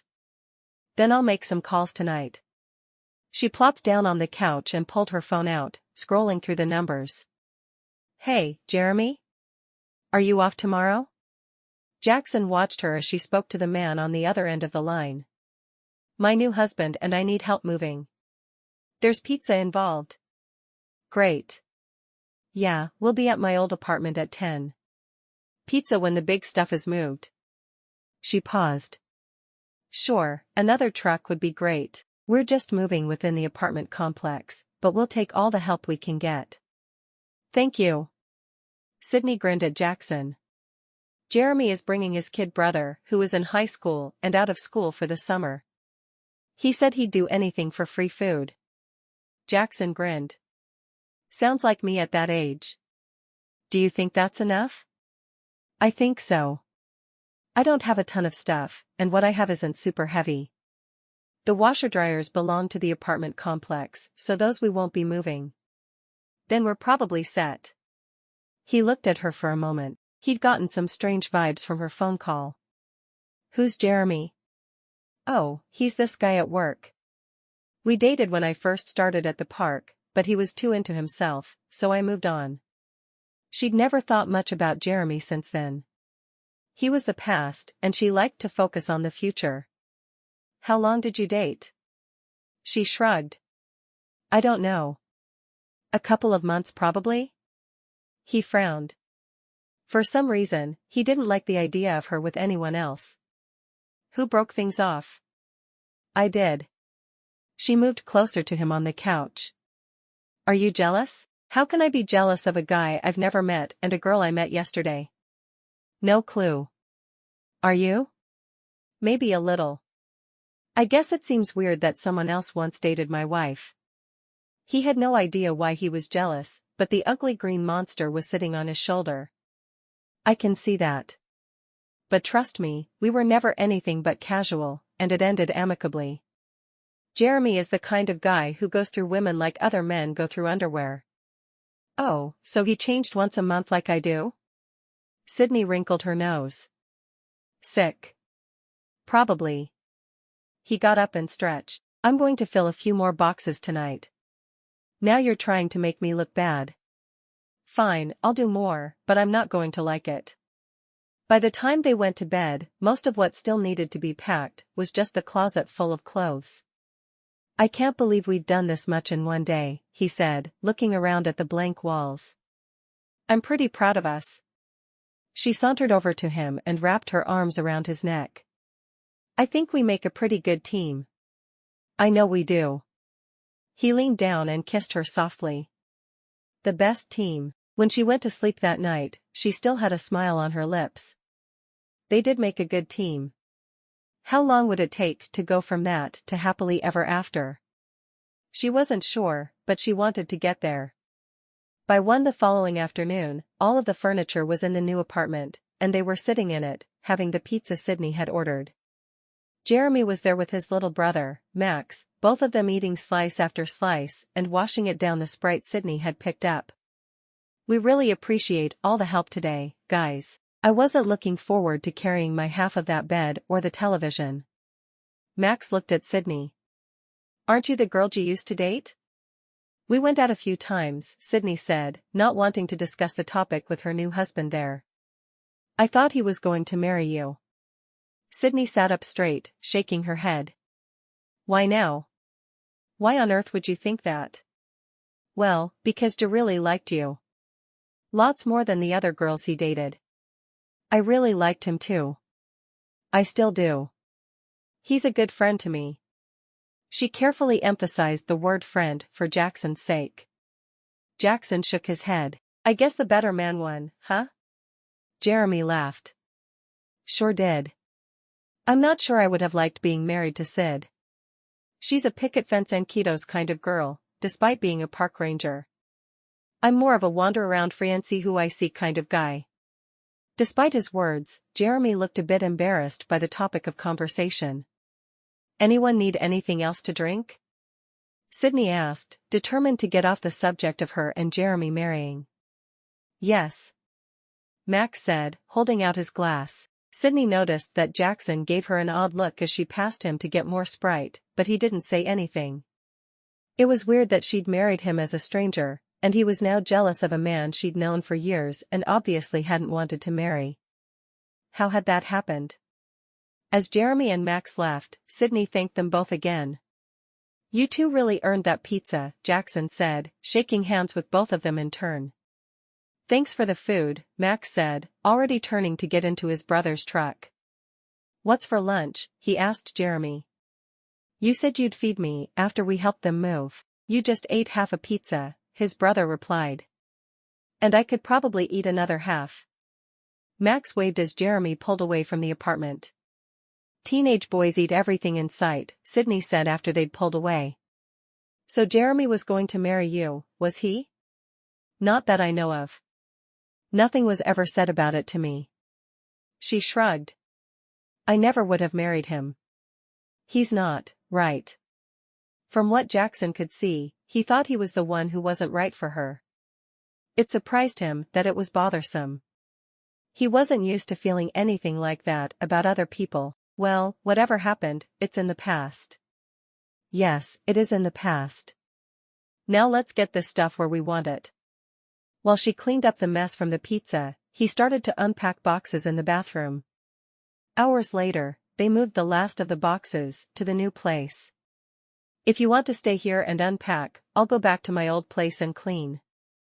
I want my deposit back." He nodded. "This will be the first time we've been separated since we married. Will we survive?" Sydney asked dramatically, the back of her hand to her forehead. "I sure hope so." He leaned down and kissed her cheek before she left. "Hurry back." "Wait, do you have my number?" she asked. She remembered a story Alexis had told about her and Dirk going back to work and her not even knowing his phone number. They quickly exchanged numbers, and she hurried back to her old apartment. It looked so barren, and she already missed it. She scrubbed out the refrigerator and mopped the floor, doing everything she could to make it spotless. When she was done, she closed and locked the door. She'd have to take the key by the office in the morning, because it was already after 6. She was sure Jackson was back to being hangry. When she got to the new place, he was there, unpacking yet another box. "Do you want to just order Chinese? There's a place that will deliver a few blocks from here." He nodded. "That sounds good. I'm worn out." "Me too. My muscle aches have muscle aches. Does your place have sweet and sour chicken?" She nodded, picking up her phone, where she had the Chinese place on speed dial, along with all the other delivery places in town. After ordering, she sat down, catching Jackson's hand and pulling him down with her. "I think we both need a break for a little while." We've done a lot today. We're almost done. He looked around thinking that there was only an hour or so of work left. We'll do it tomorrow. She rested her head on his shoulder. If I try to move one more box, I'm going to die. He grinned, kissing the top of her head. Then we'll take the rest of the night off. It worried him because he knew that his muscle aches would really set in overnight, and it would be even harder to do the things he needed to do. Thank you. She closed her eyes, needing to rest just for a minute. Are you going to set up the second bedroom as an office? I don't have a desk, but we could probably shop for one this week. He frowned. I hate to add to our to-do list that way, but I do need an office. There's no way I could work otherwise. Then we'll shop for a desk tomorrow. Any idea what you have in mind?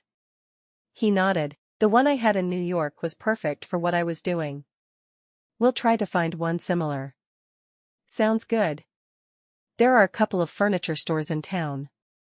The Chinese food arrived then, and he got up to pay for it, getting 2 plates and putting their food onto them. He handed her the plate, and she sighed. I was hungrier than I realized. I get that way. As they ate, she thought about everything Jeremy had said at lunch. Had he been serious about her in a way she hadn't about him?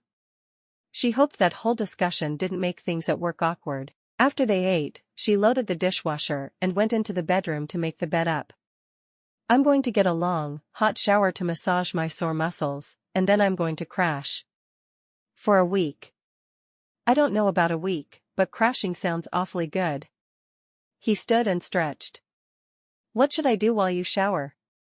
Sleep. Get ready for bed. Read a book. You don't need to work all the time. He nodded, sinking into a chair. He would check his emails and make sure there was nothing pressing that needed to be done before his time off was up. Most of his clients could wait as long as they needed to, but there were 1 or 2 that he would give up his time off for. When Sydney came out of the bathroom, her hair was wet and clinging to the nape of her neck. I'm going to bed. He nodded, satisfied that nothing needed to be attended to immediately. I'll shower then and join you. His exhaustion knew no bounds. He didn't have to worry about trying to keep his hands off Sydney that night, at least. He would be too tired to even think about touching her. When he got into bed, she was curled on her side, already fast asleep. He tucked the covers more carefully around her. I think I'm as tired as you are, he whispered, not wanting to wake her. He kissed her cheek and snuggled under the covers. Being married was a lot of work, but he had a feeling she was worth it. Chapter 6. Tuesday morning, right after breakfast, they finished the unpacking. When it was finally done, and everything had its place, they went out shopping for a computer desk for Jackson. I sure hope we can get this fast, and the rest of our week off will really be off. It would be nice to just spend time together, Sydney told him. She was no stranger to hard work, but sometimes she just wanted to relax. They found the desk they wanted, but it was one of those things they had to put together. Sydney frowned. I had a college professor tell our class that the true test of a marriage is being able to build something together without killing each other. He laughed. Well, at least we'll know in the first week if we should even bother to keep going. I don't know about that. Maybe I'll just build the chair and you can build the desk, and neither of us will have to hate the other forever and ever and ever. He shook his head, sliding the desk into the back of her truck. Let's get some lunch, and then we'll go build this stuff. Then the rest of our time off can be real time off. You could take me to your park, and you can show me around town. All right. What kind of food are you in the mood for now? I want some Thai curry. Anywhere in town have Thai food? We do, but I burned myself out on Thai a few weeks ago. I had it for every meal for 2 weeks. Well, let's think then. Just American food? That works, I guess. Is there a good place for just plain boring American food? Yeah, we have some fast food places, but we have some real food too. Let's go to Bonanza. She hadn't been there in a while. What is Bonanza? Jackson asked. Bonanza is basically all the American foods that the original pioneers coming through here would have made. I see. So, salted pork? She rolled her eyes. The things the original pioneers would have had that would appeal to people in our century. How's that? That sounds a lot better. He watched carefully as she drove to the restaurant, noting that she drove way out of her way to get there. He was already understanding the basics of the small town, and she was driving a very different way than made sense. After they'd ordered, he asked what she wanted to do for the rest of their time off. Have you ever gone whitewater rafting? You can do that with or without a guide here, and I want to do it. Badly. She'd been thinking about whitewater rafting since she'd first moved to Moab. You haven't yet? He was surprised, because she seemed outdoorsy to him. Not yet. I haven't really had someone to do a lot of things within this area. Well, then let's do it. Can we set it up for tomorrow? Tomorrow is the 4th of July, so it's probably booked, but I'll try. She picked up her phone and found the website, making a quick call. Noon tomorrow. She grinned at Jackson. They had a cancellation for noon tomorrow, so we'll do it then. Sounds good to me. Swimsuits or clothes? We probably want swimsuits on under our clothes. All right. He smiled when the waitress brought their salads. Thank you. As they ate, she asked another of her fun questions that were helping her to get to know him so much better. If you could choose one daring outdoorsy activity to do that you've never done, what would it be? Oh, good question. Skydiving, I think. It just sounds fun. Oh my. I'm thinking ziplining. It looks cool, but before tomorrow, it's whitewater rafting. I'm so excited. We're going to have fun. He paused with his fork in the air. Where are you coming up with all these questions? Oh, I'm Googling conversation starters. It's fun, and I'm finding lots of good questions. I figure if we can have deep, meaningful conversations, we'll be in the sack together faster. She acted casual as she said it, but truthfully, she was saying those things to be daring and shock him. He threw back his head and laughed. We're in the sack together every single night. This is true, but we're not playing any of the fun games like hide the pickle. Hide the pickle? He started laughing, his face turning red. Did you really just call making love hide the pickle? I did. But only because I knew it would make you laugh, and I love it when you laugh. You do? Well, yeah. Laughter makes the world go round. He shook his head. You're a special woman, Sydney. I hope you know that. She shrugged. My friends always tell me that, but it's hard to believe. Why? I don't know.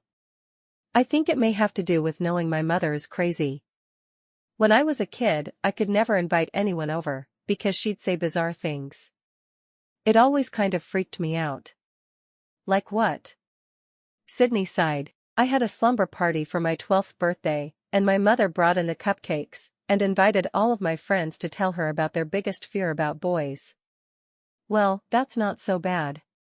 Then she told us all we should be practicing kissing with a mirror or a pillow so we would be able to use our tongues just right. She shuddered. It was downright creepy. What's your biggest fear about boys? He asked softly. That my husband will never want to play hide the pickle with me, she said with a wink. He shook his head. You make me smile, Sydney. Good. That's the goal. So, what's your biggest fear? He frowned, tilting his head to one side to think about it. Losing someone else I love with everything inside me.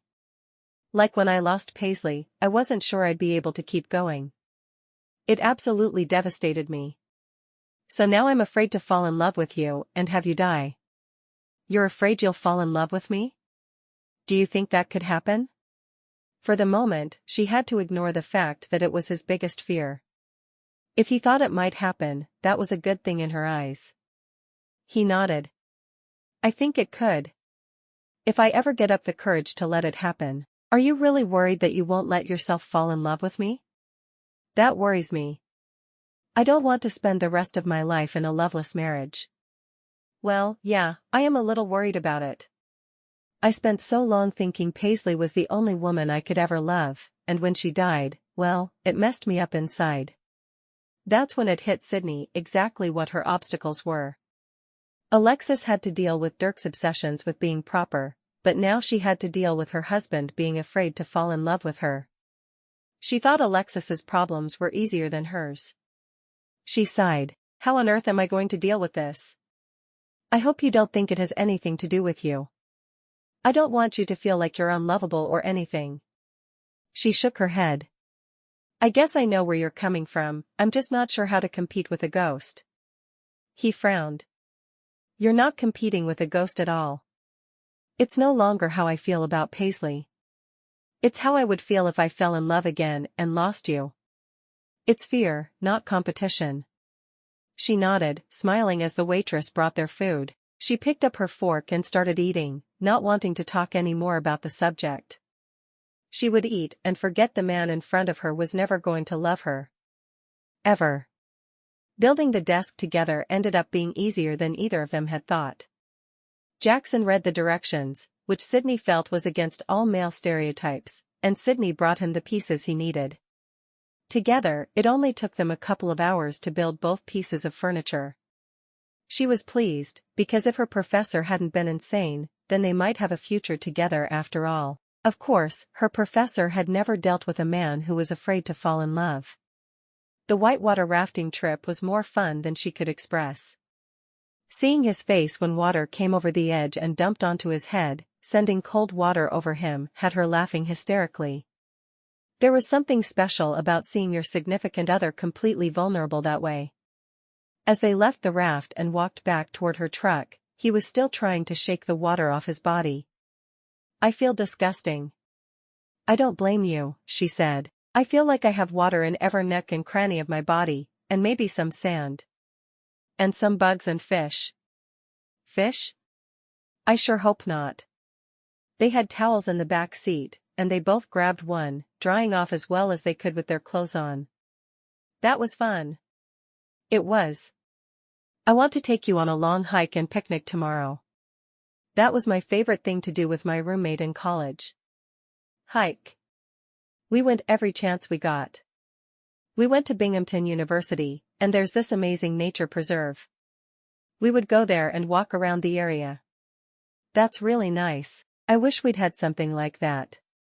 Well, we'll hike tomorrow then. I hope you have some good, comfortable shoes to walk in. I want to take you to the park and show you everything. All my favorite spots. Do you camp? He shrugged. I'll go, but it's not my favorite. That's all right. I'm not a big camper. I'd rather sleep in my own soft bed at the end of the night, and not on the hard ground. Well, that's something we have in common. She looked at him with sad eyes, still thinking about the fact that he'd never be able to fall in love with her. I think you'll find we have a lot more things in common than you realize. He frowned at her words, worried he'd made her sad. He never should have admitted that he was afraid of falling in love with her, but she'd asked. Maybe he should look up answers to her conversational questions. What do you like to eat on a picnic? He asked, determined to take the sad look out of her eyes. I don't know. Maybe we could get some fried chicken and potato salad from the grocery store deli? I could make sandwiches, but I don't know if I feel like it. This is my week off. Oh, wow. Now I understand the level my new wife hates cooking. You won't even make sandwiches on your time off? He shook his head. They were going to be eating burnt toast for every meal.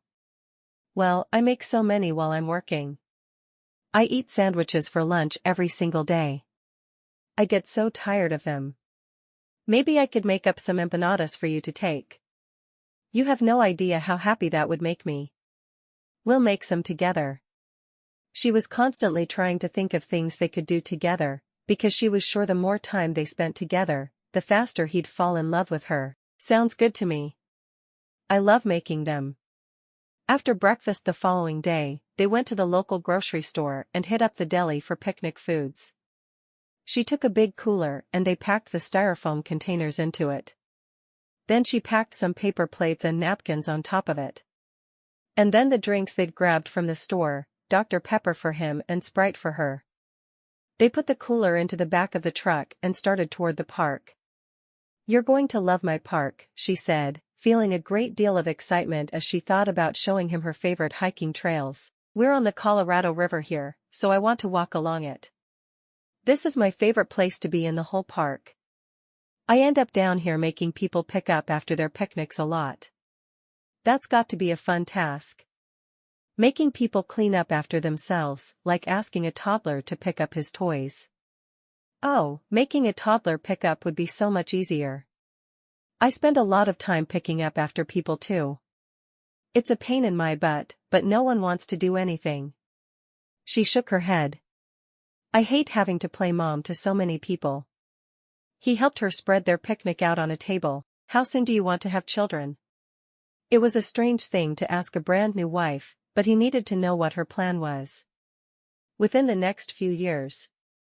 I'm already 26. I don't want to be 30 having my first child." He nodded.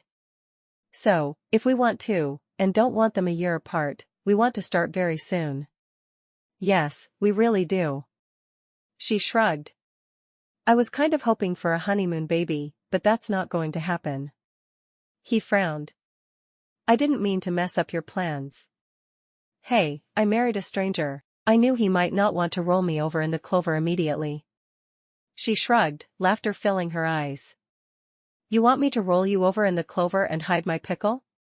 "Well, yeah. We're married, after all." She grinned at him, grabbing a piece of the chicken. "We need to talk about cooking after we both go back to work.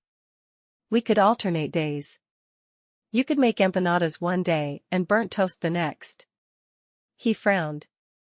"Or you could cook." "What do you cook?" She shrugged. "I make a mean grilled cheese sandwich." Sighing, she shook her head. "Okay, the truth is I absolutely hate to cook. I can do a grilled cheese and a few other things, but my specialty is chili. I make a good chili." There were a lot of other things she could make as well, but she didn't want him to stick her with all the cooking just because she was the woman. Life really shouldn't work that way. "Chili? In the summer?" "Well, you want me to cook, right?" she asked. "I guess, maybe we could bond by taking a cooking class together." "In Moab? Do you really think they have cooking classes in Moab?" She looked at him as if he'd lost his mind. "We could do some online cooking classes together. I'll watch them first, and make sure we have the stuff, and then we'll make whatever they make together." She laughed. "After I've worked all day, I barely have the energy to eat, let alone cook." "I can understand that. At least my job is sedentary. I don't have to worry about getting sore from walking around all the time." "Does your hand ever cramp? Are you getting carpal tunnel?" He sighed. "I am getting carpal tunnel in my right hand. I want to find a good chiropractor here who can help. I had one in New York that was keeping me from needing surgery. I didn't know that was even possible." "Oh, yeah. It is. It really does help." He grinned. "I seriously thought I'd need surgery until I found this guy a year or two ago." "How old are you?" "How can I be married to a man whose age I don't even know?" "I'm 32. I've been doing this for 10 years. Did you think to bring your camera today?" "I did. I want to get some good shots." "Wanna be my model?" "As long as I can keep my clothes on. It is a public, family-friendly park after all." She grinned at him and he shook his head. "You're a mess, Sydney." "I know. That's what you like about me." And his reaction to her being a mess is what she loved about him. As soon as she thought it, she wanted to cry. She was already in love with him and he was afraid to love her. What was her life becoming? This is true. As soon as they finished eating, they worked together to pick up the remains, dropping them into the trash. "Do you want me to put your bag into the car so we don't have to carry it?" "The truck?" "Yes, please. I drive a truck." "I see that you do. And I drive a little compact car. Maybe we should trade." "Not on your life." Sydney pulled her water bottle from her pocket and took a big swig. How long are you willing to hike? I usually do 8 hours on my days off, but if you're not used to hiking in this altitude, it probably won't go well for you. Probably not. Let's say 2 hours? He knew he'd be sore after that, and he was still sore from their move, but he needed to get used to doing the things she liked. He wanted them to spend a lot of time together. Together, they started off up her favorite trail along the river. I love this walk, watching the river rage beside us. If I were a creative person, I would find my muse right here. At the water. Well, I think you seem pretty darn creative. You mean creative as in art or words? I do. I love to read and I love to look at beautiful pictures, but I have no talent for creating either. I just enjoy others' work and keep my park clean. As they walked, they ran into a man in a ranger uniform. Hey, Sid. I heard you got married. Is this the guy? Sydney nodded. Steve, this is my husband, Jackson. Jackson, this is Steve. Sydney realized then she didn't know her coworker's last name. They'd never been particularly close. It's nice to meet you, Steve said, offering his hand for him to shake.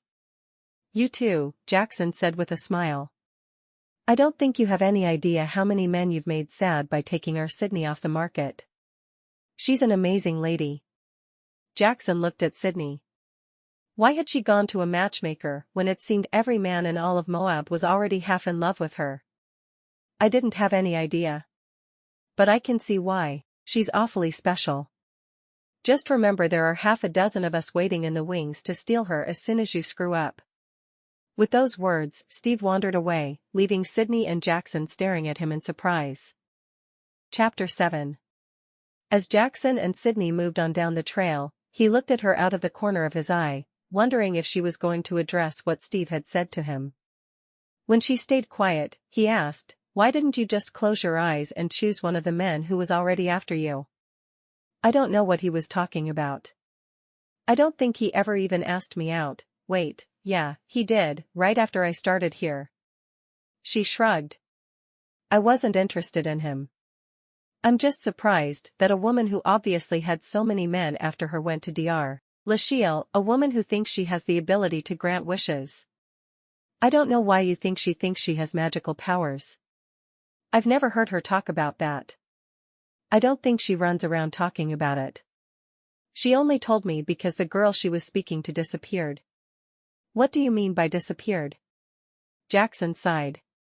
My back was to them, but I heard them talking, like having a really weird conversation, and then I heard Dr. Lashiel freaking out because she'd disappeared. So she told me about the whole Guild of Godmothers thing and gave me her matrimony card and told me she already had a woman in mind for me. That woman was you. Well, she's a little bit odd, but that seems far-fetched even for her. She knew he'd told her the same thing before, but it still didn't seem plausible to her. You should call her and ask her about it. I don't think she'd hide it, she's just not bragging about it. Don't think I won't. She made a mental note to call the matchmaker later in the day. She had to know what was going on with her favorite purple-haired friend. She pointed out the different types of birds as they walked, and he kept his camera at the ready.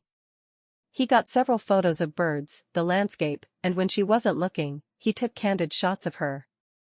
He would send them to his mother when he told her they were married. He found one spot, looking out over the river, and he backed up to it, holding out his phone for a selfie. Get over here. We need a happily married picture. But can we really say we're happily married before we participate in some aggressive cuddling? Aggressive cuddling? Where do you come up with these things? I know how to Google like nobody's business. Well, I guess someone in the family has to have Google foo. It's me. She snuggled into his side, smiling at the camera. After he'd clicked, she said, You need to send me that so I can send it to my mom. She'll want to send your face to the FBI and make sure you're not really a mass murderer. What if I had plastic surgery and changed my face? He asked. Sydney shrugged. Then I guess I'm dead. But if we do the horizontal polka first, you'll die happy? That's my assumption, but since I've never done it, there's no telling. Never, huh? Nope. You'll be the first to bring your al dente spaghetti to my spaghetti factory. I'm going to lock you out of the internet when we get home. That might be wise. Sydney couldn't believe he was just now figuring out she shouldn't have internet access. He was definitely right. Jackson put his arm around her shoulders as they walked down the trail. You need to stop worrying about what we're doing. I'll do my very best.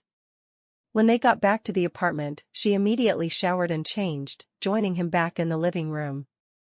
We're not cooking tonight. Do we ever cook? He asked. Not yet, but I'm sure we will eventually. Do you want to order in or go out? Maybe we could just get fast food tonight. I don't even feel like doing anything more than that. You go pick it up, and I'll set the table. Why are we setting the table for fast food? Sometimes she made absolutely no sense to him. I'm an eccentric. It's what makes me special. I see that. What do you want? Subway? Spitfire Smokehouse? Burger King? She rattled off the choices there in town. Oh, Spitfire Smokehouse sounds good. What do you want? He asked. He'd never eaten there, but he missed barbecue at times. She gave him her order and watched him go, not even a little surprised that he didn't ask her for directions. For some reason, people didn't seem to like her directions, but that was because they were all crazy. While he was gone, she set the table and put a candle in the middle.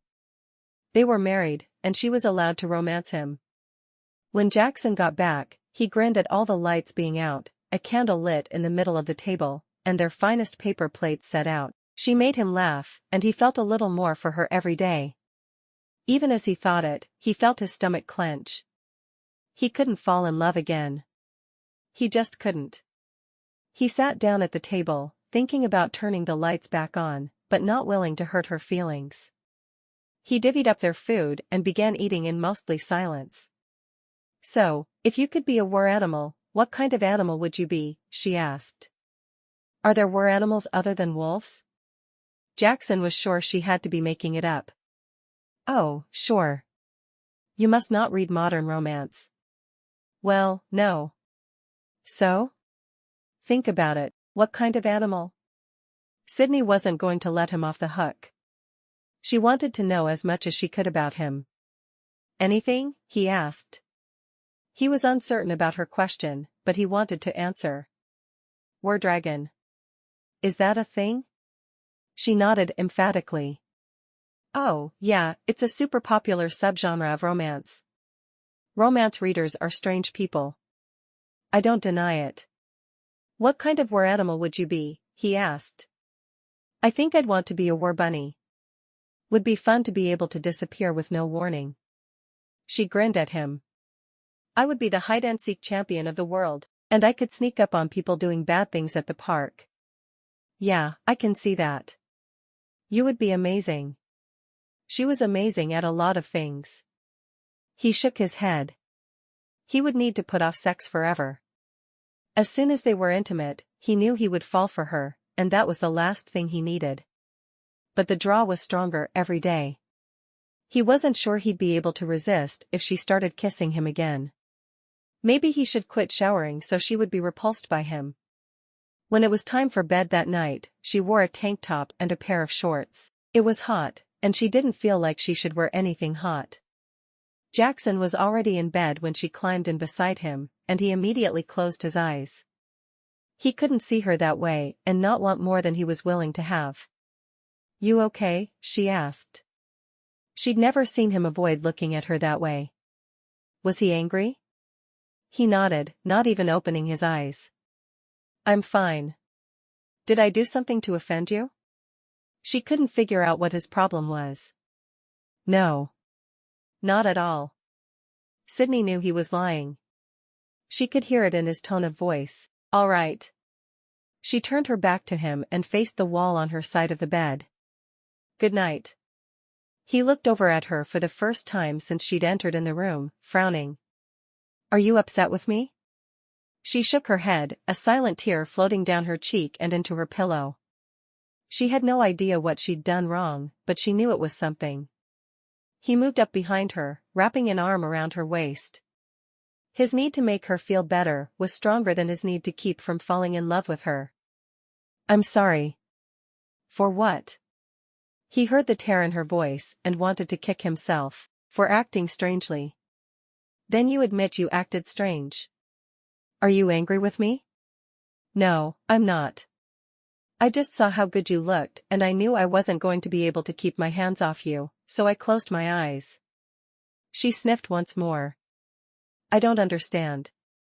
I just wore this because it's hot, and I didn't want to be hot."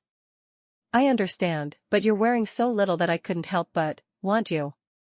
She turned toward him, her hand going to his cheek. "What exactly are we waiting for? I mean, I know you don't want to just jump with both feet into sex, but we're married. We both want children. Is there a reason to wait?" He gulped, looking into her eyes. "Probably not. It's stubborn pride. I feel like I need to wait a little longer, but I don't want to." She wrapped her arms around his neck and pressed her lips to his. "Then don't." One more deep breath, trying to control his urges, and he gave in. "I don't think I can." Jackson crept out of bed before Sydney woke up the next morning, heading straight for the shower, where he berated himself repeatedly. He had loved his time with her, more than he could express, but he'd been right about it, cementing his feelings for her. He was in love, and there was no going back now. When Sydney woke up alone in bed, she stared at his indentation in the pillow for a moment, before sitting up and wrapping her arms around her naked body. Last night had been incredible. Jackson was a tender, sweet lover, and she wanted nothing more than to make love with him again and again. But he seemed happier to be away from her. He was still trying to keep from falling in love with her, and it was obvious. She sighed. Her mother had always said the way to a man's heart was through his stomach. Maybe it was time to test that theory. She could cook, whether she hated it or not. She would make him a Mexican feast with sour cream chicken enchiladas, homemade refried beans, tortillas made from scratch, and Mexican rice. He would either fall for her, or he would be happy that he hadn't had to eat out for a change. It probably wasn't a good idea to admit she could cook so early in their marriage, but if she wanted him to love her, she really had no choice. After he got out of the bathroom, she went in, taking her turn in the shower. Dressing, she met him in the living room. "Let's go out for breakfast, and I'm going to need to grocery shop. I feel like cooking tonight, and I can only cook well when I want to." He looked at her curiously for a minute before nodding. "All right. Are we going to Debbie's for breakfast again?" She shrugged. "Sounds good to me." That afternoon, he left to find some things he needed for his office, while she cooked. When he returned home, he stopped in the doorway, amazed at the smells coming from their kitchen. "Sydney?" Jackson called. "In here," she said, wiping some sweat off her brow. The air conditioning couldn't keep up with the intense heat of the stove, combined with the hot weather. "Dinner smells amazing." "What are you making?" he asked. "Just some Mexican stuff that I love. Don't worry. It should be edible." He frowned for a moment, looking at her. "Do you need any help?" "Nope. Go put all your goodies away. Dinner will be ready in an hour." He nodded, leaving the kitchen, wondering what she was up to now. The woman always kept him guessing, and he was still trying to decide if that was a good thing. When Sydney called him to dinner a short while later, he stood gaping at the table. The enchiladas looked like they'd come from the finest Mexican restaurant in Texas. He looked at the refried beans, wanting to dip his finger in them and see if they tasted as good as they looked. The tortillas look fresh. "Is there a tortilla factory near here?" She laughed. "I made those from scratch." "Wow." He sat down, reaching for food to fill his plate before he did anything else. His little wife was so full of surprises, she should be a gift shop. He took his first bite of the enchiladas and closed his eyes to savor the taste. "This is absolutely amazing. Why don't you cook more often?" "I only cook well when I'm in the mood," she repeated. "Don't expect this every night." "Oh, I won't." He took a forkful of the beans and sighed with happiness. This is better than the best Mexican restaurant in Texas. Are you half Mexican? Sure, aren't all blondes? She winked at him, pleased that he was reacting the way she'd expected to the food.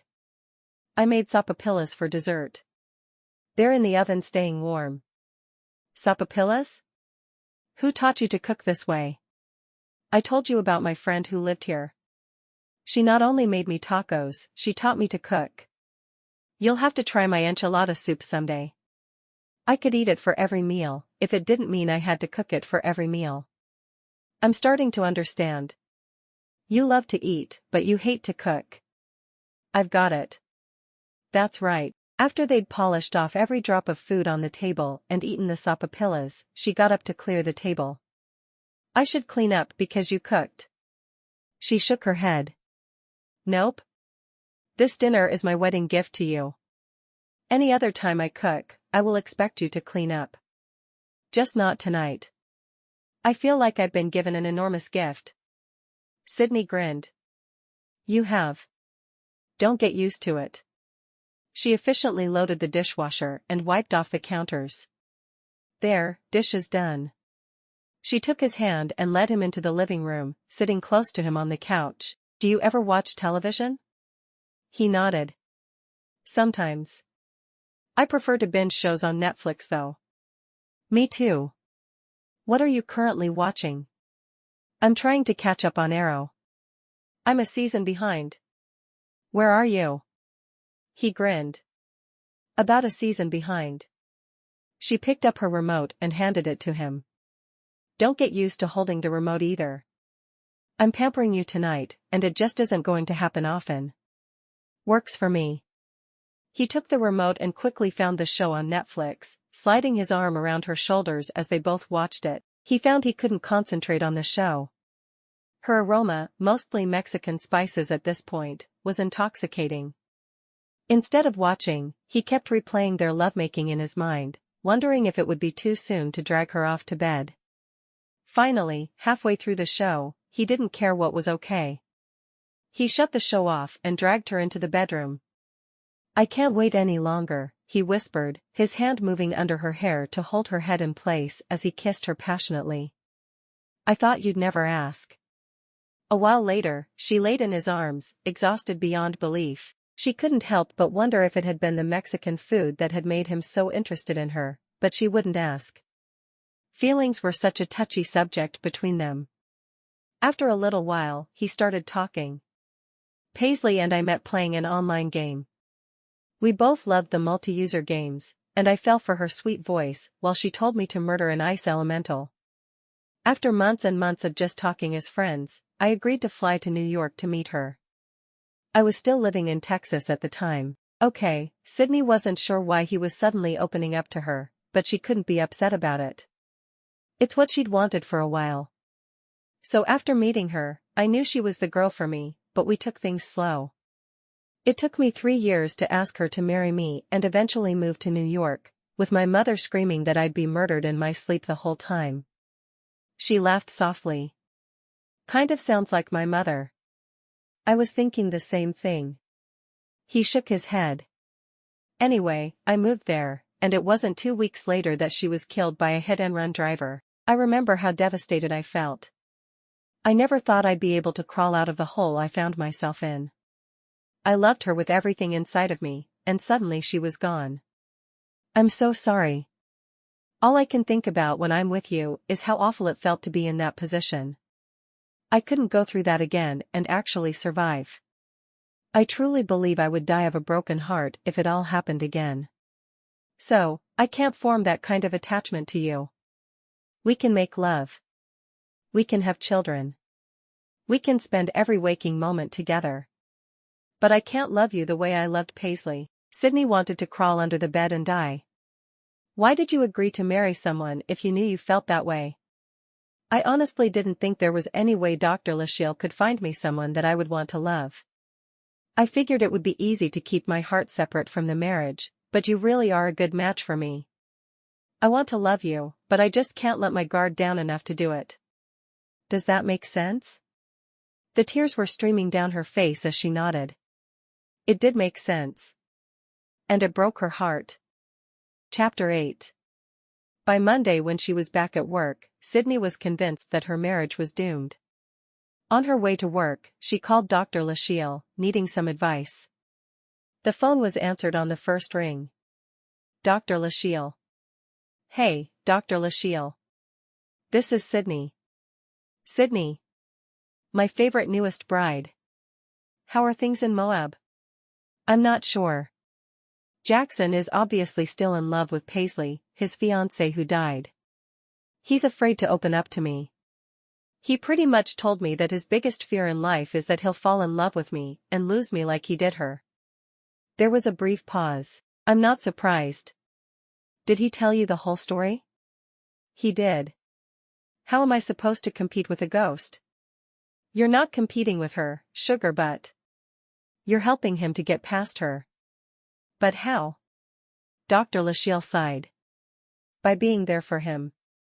Let him talk about her if he needs to. I think he should have gone to counseling after she died, but he didn't, and he fell into a hole. Now, he's ready to move on, but he really doesn't know how to do it. You need to help him. But. No buts, dear. Not unless it's your sugar butt. Dr. Lachelle laughed hysterically for a moment while Sydney waited. Seriously, just be kind, and he'll come around. I'm not sure he can. Sydney's words were soft, but heartfelt. She was convinced he would never be able to open up enough to love her. Have you two done the deed yet? Yes, we have, but I'm not sure that has anything to do with anything. It does. Trust me. If he feels strongly enough about you to open up physically, then emotionally is just behind. Sydney thought for a moment, and then asked the other question that was on her mind. Jackson keeps saying something about you having the ability to grant wishes. What do you know about that? I can neither confirm nor deny. I'm not talking about my role with the Guild of Godmothers at the moment. Jackson mentioned the Guild of Godmothers. It's a secret society, and you don't get to know anything about it. The end. Dr. Lachelle muted her for a moment. Oh, I've got to go. My 10 o'clock is here. But, wait. Sydney realized the line had gone dead. What was with that crazy woman? Sydney had to deal with a lot of ridiculous people at work that day, and they weren't all the park visitors. Every time she turned around, one of her coworkers was asking her about her new husband. It was like someone had taken out a notice in skywriting that she'd finally tied the knot. Hey, Sid. Heard about the old man. What does he do?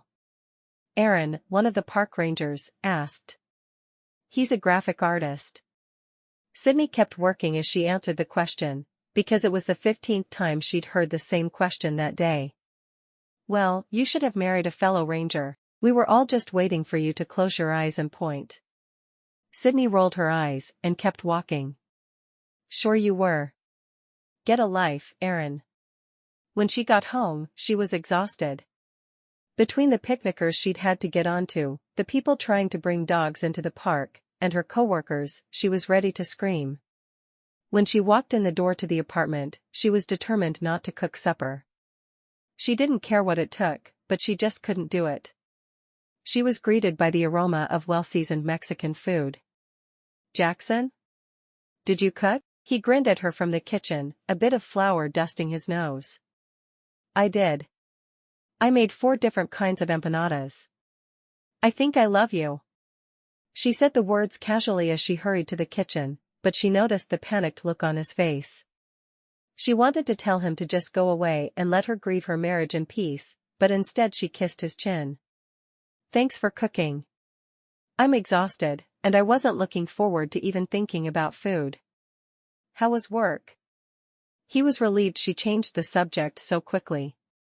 It was good. I did 4 covers today, and only 1 was rejected. Is that a good ratio? It really is. I always wonder why people complain about everything. He shook his head. Sit, and I'll serve you. Do you want chicken, beef, or beef and bean? I thought you said you made 4 kinds. She wanted the option of all 4. The 4th is apple cinnamon for dessert. Oh. Sydney couldn't complain that he'd made dessert. Not one little bit. I'll have the beef and bean then. He set 2 empanadas in front of her, and sat down with 2 of his own. I hope you like them. My mother never learned to cook, but our housekeeper made these when I was little, and they were always my favorite. She cut into the flaky crust with the side of her fork and bit into the confection. This is amazing. You really can cook. Only empanadas. I'll teach you to make enchiladas too. What else do we need to eat? I can agree with Mexican food for every meal as long as it's not the place in town. As she ate, she talked about her day. There was this family who thought they needed to bring their huge Labrador into the park with no leash. I cannot understand why they can't read the posted signs and figure out for themselves that dogs aren't allowed unless they're leashed, and then they're still not allowed on hiking trails. People are stupid. He said the words with the long-suffering air of someone who had recently lived in the most populous city in the country. They really are. And then there was a group of picnickers who thought I was their maid, and they wouldn't clean up their mess until I threatened to fine them. Ugh. That sounds like it was rough. How long did it take you to do all your work today? She asked. She knew so little about his work, and she felt like she talked about hers all the time. About 6 hours or so. Sometimes it takes longer. I'm backed up at the moment, so tomorrow I'll probably work more. I just wanted to make a nice supper for you. I appreciate it. She grinned. It's seriously the first thing that's gone right all day. She couldn't help but wonder about her conversation with Dr. Lachille that morning. The woman had sounded like she'd lost her mind. She wouldn't answer any of the questions about the Guild of Godmothers.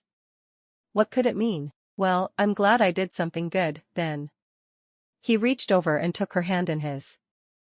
I'm going to do the dishes as well. You get to relax this evening. Maybe I'll take a bath. She'd always loved long baths with candles in the bathroom and bubble bath, but she hadn't taken one that way in years. She felt like she was always too busy. You should. He got up and served them both a dessert empanada. What else happened today? She shrugged. I got a lot of ribbing about you. Everyone wanted to know who I'd married and everything. It was ridiculous, but since you've met 2 of my coworkers, it was bound to happen. Does it bother you that people are curious about me? Not at all. I think I would be, too. I just think it's interesting that so many people are asking questions. Kind of bizarre, really. She shrugged. What about you? Did you announce to all your clients that you married? He laughed. My clients and I don't actually chat about personal things a lot. I mean, there are a few I've worked with for several years, and I'll tell them little things, but I don't always give away a ton of information. He shrugged. I'm one to keep my private life private. Me too, but it's hard when people are always up in my business. I would be really frustrated. After they had finished their desserts, he made a shooing motion with his hand. Go and get your bath. Take a book with you. I won't disturb you. I'm going to take you up on that. She went into her room and grabbed her Kindle. She knew a lot of people would have a problem with reading with an electronic device in the bathtub, but she wasn't about to drop the thing into the water. 2 hours later, she emerged from the bathroom, her face pink from the steam, and her fingers and toes all wrinkled from the water. That was wonderful. Thanks for not minding. Everyone needs a little alone time. As far as I'm concerned, you can do that every night if you want. Well, I do want some time with my new husband. She curled up onto the couch beside him, resting her head on his shoulder. What are you watching? He shrugged. I found this show Blue Bloods. Had never really heard of it, but I'm enjoying it. Oh, I love Blue Bloods. Are you Netflixing? Is there another way to watch TV? Jackson asked with a grin. Mind if I watch with you? Sydney wasn't about to take it for granted that he wanted her around. She knew he was feeling uncomfortable with her at the moment. Not at all. His arm came around her. I can even make popcorn if you're hungry. She shook her head. No, I ate too much supper. I'm still stuffed. They watched a couple of episodes together before getting ready for bed. She'd been worried about how things would go with her going back to work and them not spending every waking moment together, but it had been a good day. As she settled into his arms, she yawned. "Thanks for making my first day back at work so easy." "No problem. And if you have a microwave at work, I'll send a couple of empanadas for your lunch tomorrow. I made enough for us to have extras for a few days." "That sounds great." She kissed his cheek. Who would have thought being married was so easy? She closed her eyes, and she remembered the way he'd reacted when she'd told him she loved him after she found out he cooked supper. Maybe marriage wasn't so easy after all. Sydney called Alexis on her lunch break the next day. "What am I going to do?" "I think I'm Dr. Lachille's first screw-up." "You are not." "I thought I was at first, but look at Dirk and me now. We're happy." "I'm sure you will be too. Just give it a little time. There's a reason she made us sign those contracts saying we'd be together for a year." "What's the problem? You don't get along in bed?" Sydney groaned. "Everything in marriage is not about sex." "Well, a lot of it is." "What's wrong?" Sydney briefly described what he'd told her about Paisley. "And he told me that his biggest fear was falling in love with me, because then he'd lose me." "Oh, that's so sad." "Sad, yes. Tragedy for me, yes. I'm married to a man who is never planning to love me." "Never?" "I think you can convince him otherwise." "I'm not so sure." Sydney sighed. "He wanted to wait at least 2 weeks before consummating, and we didn't, but it was out of respect for her that he even wanted to. Everything he does seems centered around this woman who's been dead for 2 years. I can't compete." "Why would you even try to compete?" Alexis asked. She was a life coach, and she seldom let people dwell on the negative. "You know what I mean." "No, I really don't." "You cannot compete. She's dead. There's no point in even trying. Helping him to get over how he feels is where you should be now." "How on earth am I supposed to do that?" Sydney had gone to Alexis for advice since their first semester of college. "Love him. Be kind to him. Just stay the course, be the best wife you can be, and I'm sure he'll fall in love with you. He's probably half in love with you already, but neither of you realize it yet." "I sure hope you're right. I'm not sure what I'm going to do otherwise. I'm already head over heels in love with the man, and I feel like I'm losing my mind trying to figure out the right thing to do to make him love me back. I even cooked for him." Alexis was quiet for a moment.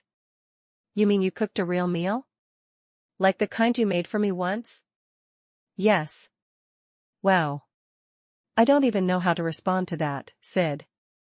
"I don't either. It's crazy the lengths I've gone to. I want him to love me so much." "I know. He'll get there. You are the most lovable person I know." "Thanks, Alexis. You always know the right thing to say to make me feel better." "Good. I'm going to go then. I have to get back to work." "Love you," Sydney said as she pushed the end key, not waiting for her friend to respond. She already knew Alexis loved her. It was there in everything she did. Sydney got to her feet and took her lunch out of the microwave. She didn't often eat in the employee break room, usually preferring to eat outside, but today was one of those days. She needed to eat the food her amazing husband had cooked. Brian, one of the other rangers, came into the break room and stopped to look at Sydney. "What are you doing eating inside with the rest of us?" "Slumming?" She grinned. "I prefer to eat outside, but my husband made fresh empanadas, and they're amazing." "Sounds good to me, they smell wonderful." Brian looked at her for a moment. "I can't believe you got married. Do you realize how many of us had bets going that we would be able to get you to marry us?" "Really? Why?" He shrugged. "You're the prettiest female ranger in the park. We were all interested, and you didn't show any interest in anyone. So, you were a challenge." "Well, I'm glad that's past tense. I'm happily married now." She couldn't quite meet his eyes when she said happily, but she was determined she would be happily married. Eventually. Maybe. Brian sat down across from her. So what's he got that the rest of us don't? Pardon me? Sydney said. She couldn't figure out what he was talking about. That new husband of yours. What's he got that's so special? Me, apparently. She picked up her phone and started playing games, refusing to engage in this conversation. What was wrong with the men she worked with? Most of them hadn't even asked her out, and now they were suddenly all interested in the man she'd married. They could all take a flying leap as far as she was concerned. When her phone rang, she answered it immediately. Hello, Sydney, you haven't called me in days. I thought you were dead. Mom, I'm fine. Just busy. This was not the time to talk to her mother. Not with Brian listening to every word. Well, I called while you were at work to make sure that new husband of yours hasn't killed you yet. He hasn't. All is good. Well, there's no way I would know, because you haven't been in touch. You could text your mother every once in a while. I'm sorry, Mom. I'll start texting and calling more often. How's Dad? Well, he thankfully hasn't had a heart attack from all of his worry about you, but it's surprising. He has been staying up nights, fretting that you were hurt or worse. Sydney sighed. I'll do my best to stay in touch better. I promise there's no reason to worry about me. I'm still surprised you haven't been eaten by a bear. I keep telling you there are no bears in Arches National Park. I'm safe. Brian started laughing, keeping his head down as he ate his lunch. Look, Mom, I'm disturbing everyone in the break room. I'm going to have to let you go. Sydney wanted to crawl under the table and finish eating her lunch there. Her mother made her crazy. Fine. But you keep in touch better this time. I promise. Sydney ended the call and put her phone down on the table. Not a word from you, Brian. Oh, I'm not saying anything at all. The smirk on his face said everything for him. Sydney quickly finished her lunch and threw her trash away, putting her lunch box into her locker. She wasn't going to stay in Brian's presence for another minute now that he'd heard that crazy conversation. As soon as she was back outside in her park, she calmed a little bit, forgetting her mother and Brian and everyone else. No, she was going to be calm and collected, just the way she'd always been. Men would be forgotten and so would psycho mothers. She walked along the trail, leaning onto a railing overlooking the river. The river was always calming for her. As she walked, she thought about different things she and Jackson could do together to be able to concentrate on their marriage. Maybe another hike was in order. Or something fun. She'd have to think on it. Maybe she could pick up a board game on the way home from work that night. The more time they spent interacting with one another, the better chance she had of him falling in love with her. And she needed him to be in love with her more than she'd ever needed anything in her entire life. She sighed. She'd get a game on the way home, and maybe on her next day off, they could do some canoeing down the river. She loved canoeing. He wasn't as outdoorsy as she was, but he could learn. She hoped he could, anyway. Chapter 9. By the end of the week, Sydney was a bit calmer about the situation. She was still constantly looking for fun things to do with Jackson, but they were falling into a rhythm that was making things a bit easier, even though she knew he didn't love her. On Saturday, they took a canoe out onto the river and worked together to paddle it. She had used canoes with many different people, but she and Jackson were able to work together so much easier than she'd been able to with other people. She thought people should have to paddle a canoe together before getting married to prove they could really work together. While they rowed, he talked to her about the different covers he'd made that week. There was one romance cover, where I was sure I was going to have to jump through my computer and strangle the author. She wanted the font bigger, then realized it was good the first time. Then she needed me to change the hair color on the model, but then I needed to change it back. Then I needed to make the man's nose bigger, but then smaller again. When it was all said and done, she approved the original cover I sent her, after I spent another 5 hours fiddling with it and making it look the same as it had in the beginning. I don't think she realizes that it ended up being the same, but it did. She's still alive. You should congratulate me. You showed great restraint. I'm very proud of you, she said with a grin. After their canoeing adventure, which ended with both of them in the water, drenched, they went to supper at the Mexican place. Why do we eat here? He asked after taking a bite of the food. She shrugged, because we're both too lazy to make decent Mexican food at home on a regular basis?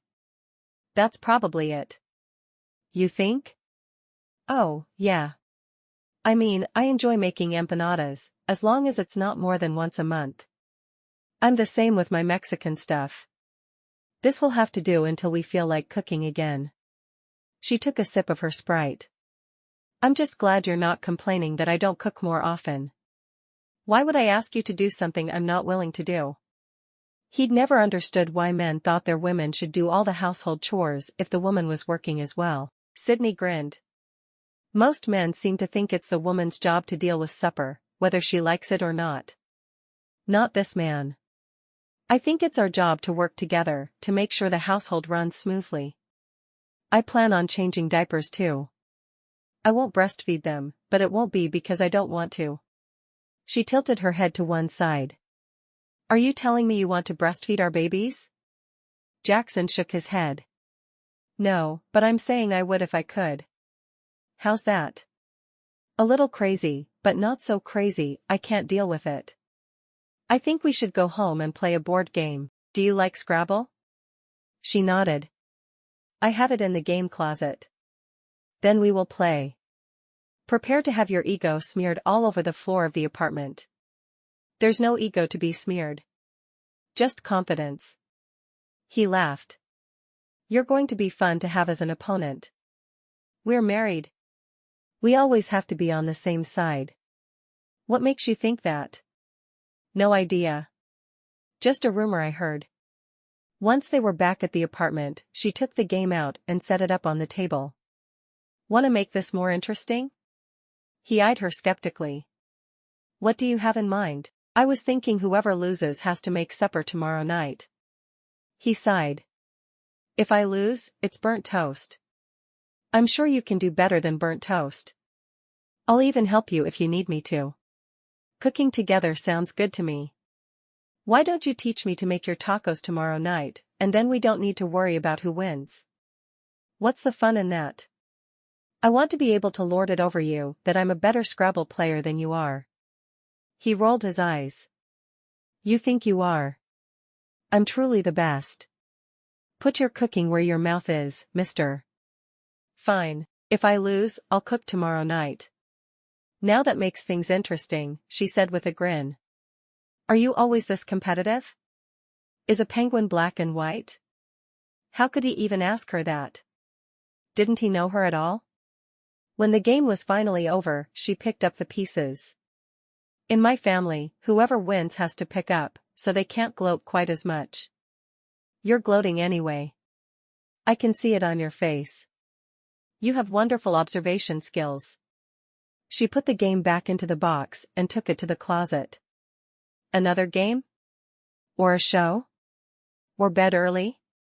How about a swim? He asked. He knew there was a pool in the apartment complex, and he definitely liked pools.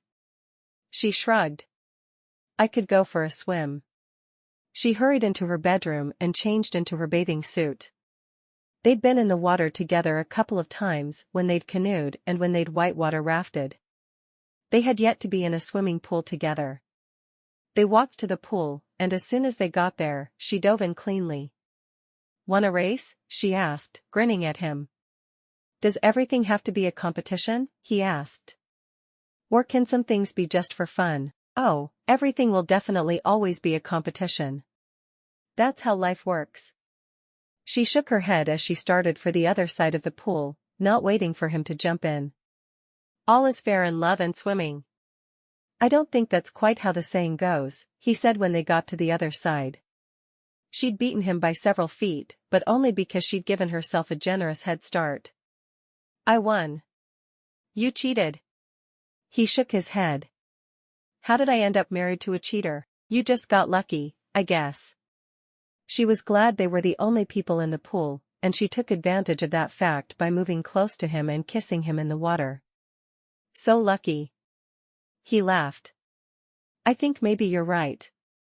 I know I am. Sydney gave him a sassy look and then started swimming laps. She loved to swim. Jackson watched her swim for a moment before joining her, his long arms overtaking her quickly. I would have beaten you if you hadn't cheated, he told her when they finally stopped. So? I still won. He sighed. I think your head might be growing a little too big. First you beat me at Scrabble and then at the swim race. Someday, I'll need a chance to win. You'll have to earn it. She got out of the pool and quickly dried off with one of the towels they'd brought with them. This was nice. We need to swim more often. Perfect for a Saturday night. It is. He grabbed his towel and wiped off his face. Let's head back. Are you going to admit I'm the winner? Fine, you won by cheating, Jackson said, shaking his head at her. But I won. She needed to say nothing else. She was the winner. They spent Sunday doing laundry and catching up on all the household chores they'd gotten behind on during the week. I need to keep up with laundry while I work, Jackson told Sydney as she was folding the third load. I could easily do a load a day, and then you don't have to spend all day on one of your days off catching up. That would be nice if you could do it. It really shouldn't be a problem. He felt badly that all her spare time was being spent cleaning, when he could be taking care of it around work, which would be less of an inconvenience for him. Finally, he made supper, with her watching over him. She showed him how to cut vegetables for the toppings, and how to season the meat properly. For me, the key is to not use the seasoning packs. They make the flavor off.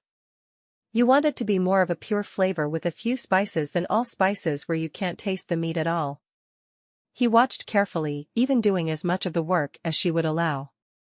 So now I can make tacos every day, he asked as they put the shells in the oven to warm. Well, at least every Tuesday. And maybe Thursday. Heck, every day that ends in Y works for me. I want your enchiladas on a regular basis too. And I want your empanadas. There are still a few in the freezer. We can just heat them up and eat. That sounds good, too. She set the table, since she'd made him do the bulk of the cooking. Once the shells were ready, they sat down to eat. He took a bite of the canned refried beans he'd made. They're not as good as yours. That's because I boil pinto beans and make mine from scratch. If you have to use the canned beans, add just a smidge of milk and mix it through. It makes the beans come out tasting like mine did. I'll do that. After supper, she cleaned up. Now you have a second meal you can make. Pretty soon, you'll have to take burned toast off your rotation entirely. I'll think about it. He grinned, leaning down and brushing her lips with his. Thanks for teaching me to cook another meal. Now I won't feel quite so worthless in the kitchen. You shouldn't ever feel worthless. Her eyes met his, and hers were serious for a change. You're worth a lot to me.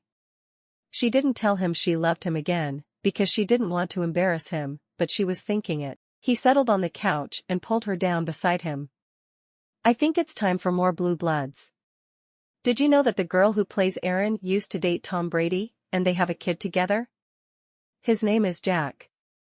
Maybe that's why there are so many Jacks on the show. Are there a lot? He asked. I haven't noticed. Sure, one of Danny's kids, Erin's ex, and there have been other random characters too. It's just strange to me. That sounds awfully strange, he said.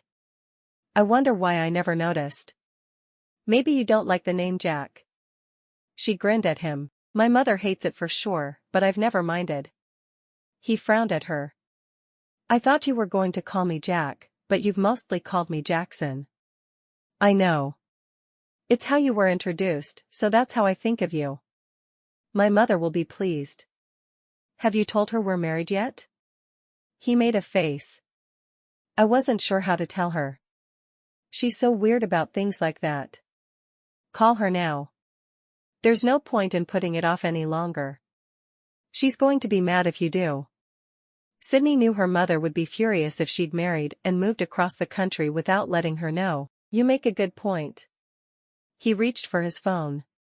Are you sure you don't mind if I do it now? That way she can talk to me if she wants to. He took a deep breath and tapped his mother's number on his phone. Hey, Mom. Sydney listened, but she couldn't hear the other end of the call. I wanted to let you know that I moved to Utah and got married. His mother's response was easily heard by Sydney. You moved to Utah and got married? Are you kidding me? You only have one wife, right? Yes, Mother, I only have one wife.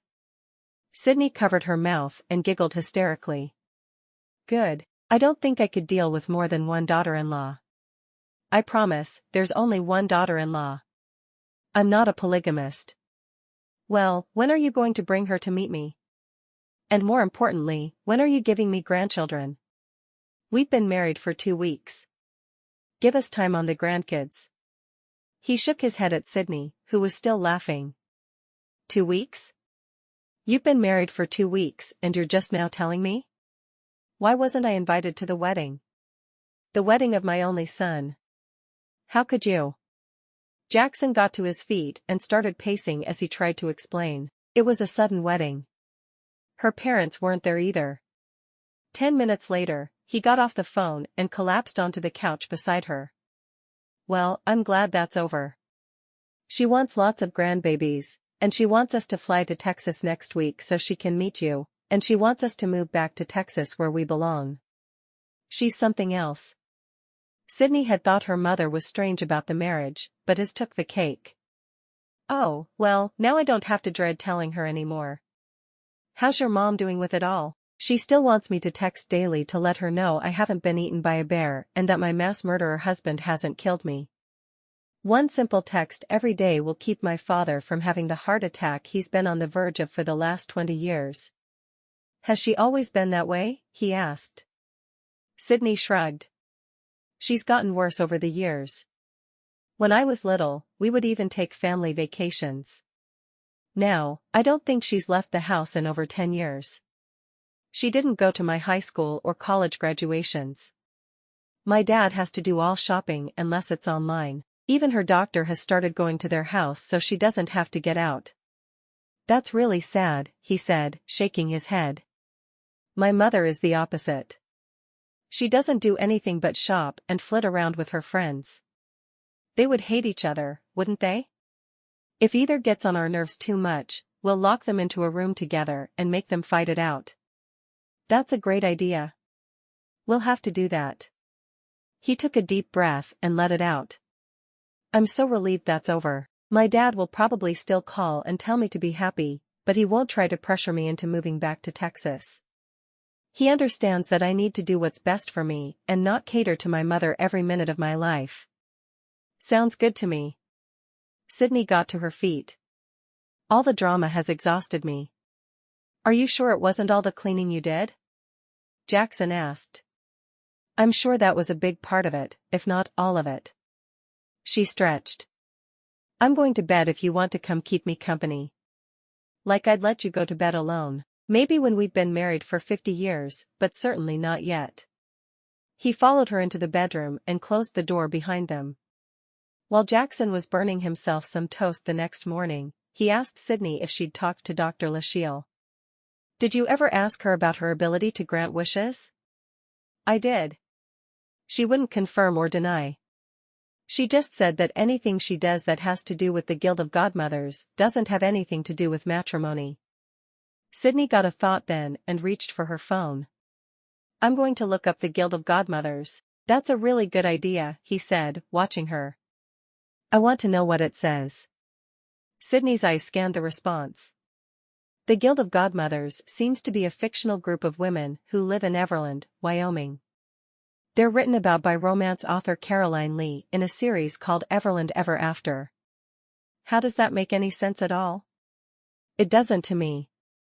Maybe you should read 1 or 2 of her books and see if you can figure it out. I have a feeling that unless Dr. Lachille wants to spill the beans, I'll never figure it out, but I'm going to read at least one anyway. Her covers are beautiful, and the stories look interesting. Why not? As Sydney drove to work a few minutes later, she was still thinking about Dr. Lachille and her Guild of Godmothers. What on earth had the woman gotten herself into? People didn't just gain the ability to grant wishes. After a few moments, she realized that it was Dr. Lachelle. The woman was crazy, and everyone knew it. She was probably just being herself. She couldn't let herself dwell on it for too long. If she spent too long trying to understand Dr. Lachelle, her brain would start hurting, and she'd never be able to do her job. The woman was absolutely beyond comprehension. When she was stopped at the gate to the park, she dialed Alexis. "Have you talked to Dr. Lachelle lately?" "No, why?" She could hear Alexis typing something.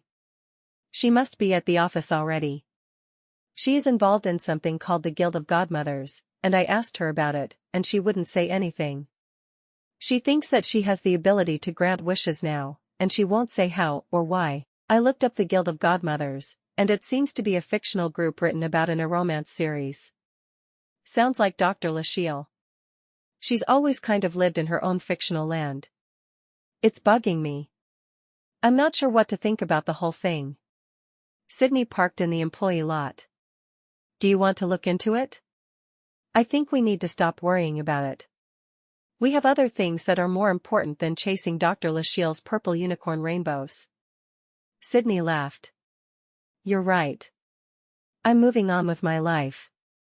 Chapter 10. On her lunch break on Monday, Sydney texted Jackson to meet her at the picnic ground by the river there in the park. She decided to plan a special evening for the two of them. She didn't get a response, but that didn't surprise her. He stayed busy during the day, doing his own work. He'd read it and be there. She called ahead to the Chinese place and went to pick up the food. She got out of the park a little late, but she was there by 5:45 to pick up the food. She made it back to the picnic area right at 6, worried she was going to keep him waiting. She got out of her truck and put a picnic cloth over the table. Then she carefully set it, looking around for him to arrive at all times. Finally, at 6:15, she sat down at the table and waited for him. Glancing at her phone every few minutes to check the time, she knew he'd be there at any time. At 6:30, she started to worry, and tried to call him. It went straight to voicemail. Was his phone dead? At 7, she picked up everything, having lost her appetite. She'd planned to have a sweet romantic meal by the river, and maybe talk to him about just how much she cared. She didn't want to wait anymore. She knew he'd never return her feelings, but that didn't mean she couldn't be vocal about how she felt. It was time to get it all off her chest and let him know everything. She was disappointed that he'd ignored her message and not shown up. Packing everything into the truck, she drove to the apartment, but instead of going up, she sat in her truck for more than 30 minutes, trying to decide how she was going to handle things when she did see him. Finally, she picked up the Chinese food bag and carried it up the stairs to find Jackson sitting on the couch, seemingly angry. "Where were you?" he asked. "I got Chinese for us, and I waited, and you never showed." Sydney was ready to blow up at him. She slammed the food down on the table. "I texted you at noon and asked you to meet me at the river." "Noon? I asked you to meet me at 6, and I sat there at the river until 7.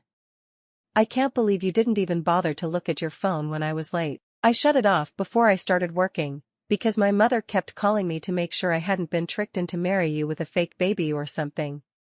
She called 8 times with 8 different ways you could have forced a marriage." He shook his head. "So I've been sitting here worried half to death. If you'd had your phone on, you would have known what was going on. Why didn't you at least look at it when I didn't show up? You make no sense to me." "I couldn't find it. I shut it off and then I stuck it somewhere, and I still don't remember where. I was mad at my mother and couldn't even look at the blasted thing." She put her hands on her hips and shook her head. "I can't believe you left me hanging because you were mad at your mother." "Well, it was a little more complicated than that. And why would you think I'd just show up when I didn't even respond to the text? Why would I think you wouldn't show up?" Sydney was ready to throw one of his egg rolls at his head. "Why did you want me to meet you by the river anyway?" She frowned. "I wanted to have a nice romantic meal and watch the waves. I had a nice tablecloth and everything. And you didn't show up. You're never going to love me, Because you're stuck on Paisley and always will be. He took a step closer to her, wanting to shake her. Paisley has nothing to do with me not having my phone. Why are you being such a pain? Why won't you just this once realize you're wrong? He grabbed his car keys from the kitchen counter. I'm going for a drive. You do that. She started throwing the Chinese food she'd ordered into the refrigerator, ignoring the same boxes he'd brought. She couldn't help but wonder how much they'd missed one another by at the Chinese place. She stormed into the bathroom and filled the tub. If he was going to be a butt, then she was going to just sit in the tub all night and soak away her anger. She grabbed her Kindle and stripped, getting into the tub and starting a new Janelle Daniels book. She needed a new mail-order bride book, and Janelle Daniels never disappointed. It was more than an hour before she heard Jackson come back into the apartment, but she continued to ignore him. If he couldn't accept a romantic dinner invitation, then she didn't need him. When he knocked on the bathroom door, she considered refusing to respond, but she didn't want to keep being childish. She thought about everything Dr. Lashiel and Alexis had both told her. Yeah? Can I come in? Let me get out. She didn't want him to be there with her naked in the tub when she was already feeling so vulnerable. All right. He went to the couch and waited while she changed into pajamas that covered her from head to toe. There was no doubt in his mind he wasn't getting any that night. She walked out and sat beside him on the couch, waiting for him to start yelling at her. He hadn't really yelled before, but he had raised his voice, and to her that was unacceptable. How was your drive? I did a lot of thinking, he said. We agreed to stay together for a year. It's in the contract. What does that have to do with anything? Aren't you about to tell me that you're going to leave because I'm not the woman you need me to be? Sydney's eyes met his, and hers were full of hurt. That was the furthest thing from my mind. All right, continue then. He shook his head, trying to recapture his train of thought. So I thought a lot while I drove. You did, she said, sounding surprised. You're making me crazy, he said. Will you just listen for a minute? I'll try. While I drove, I realized that I was being unfair to you. Just because I lost someone I cared for, doesn't mean that you're not worth loving. He shook his head. I spent so much time thinking that Paisley was the be-all, end-all of my existence, and now, well, I realize I can go on after heartache. Loving you doesn't mean that I love her any less. No, if it ever happens, it won't mean that. He shook his head, wondering if she was ever going to understand what he was trying to say. No, I'm trying to tell you I love you, you big dope. She stared at him. You do not. You already told me you could never fall for me, because you would be afraid of losing me. Don't lie to me to make me feel better just because we had a fight. Jackson closed his eyes and counted to 10. I love you. Will you get that through your thick head? Sydney frowned at him. You could be a little nicer about it. I tried that at first, and you wouldn't listen. So I had to get mean. I swear you can bring out the best and the worst of me in a 10-minute time span. That does sound like love. She eyed him for a moment, finally nodding. I love you too, but now you can't take it back. Do you really think I'd tell you I love you and then take it back? What kind of monster do you think I am? She sighed. I don't really think you'd do that. I've just been feeling particularly vulnerable since you told me you were afraid to love me. She bit her lip for a moment. Are you sure? I'm positive. She flung herself at him, throwing her arms around him. Now I don't have to keep worrying that as soon as we've been married a year, you'll take off and go set up a campsite on Paisley's grave and live there forever. He looked at her as if she'd lost her mind, and she probably had. You really worried about that? Of course I did. I've never seen a man so totally devoted to someone who was in his past. It really made me sad to even talk to you for a while. Don't let it make you sad.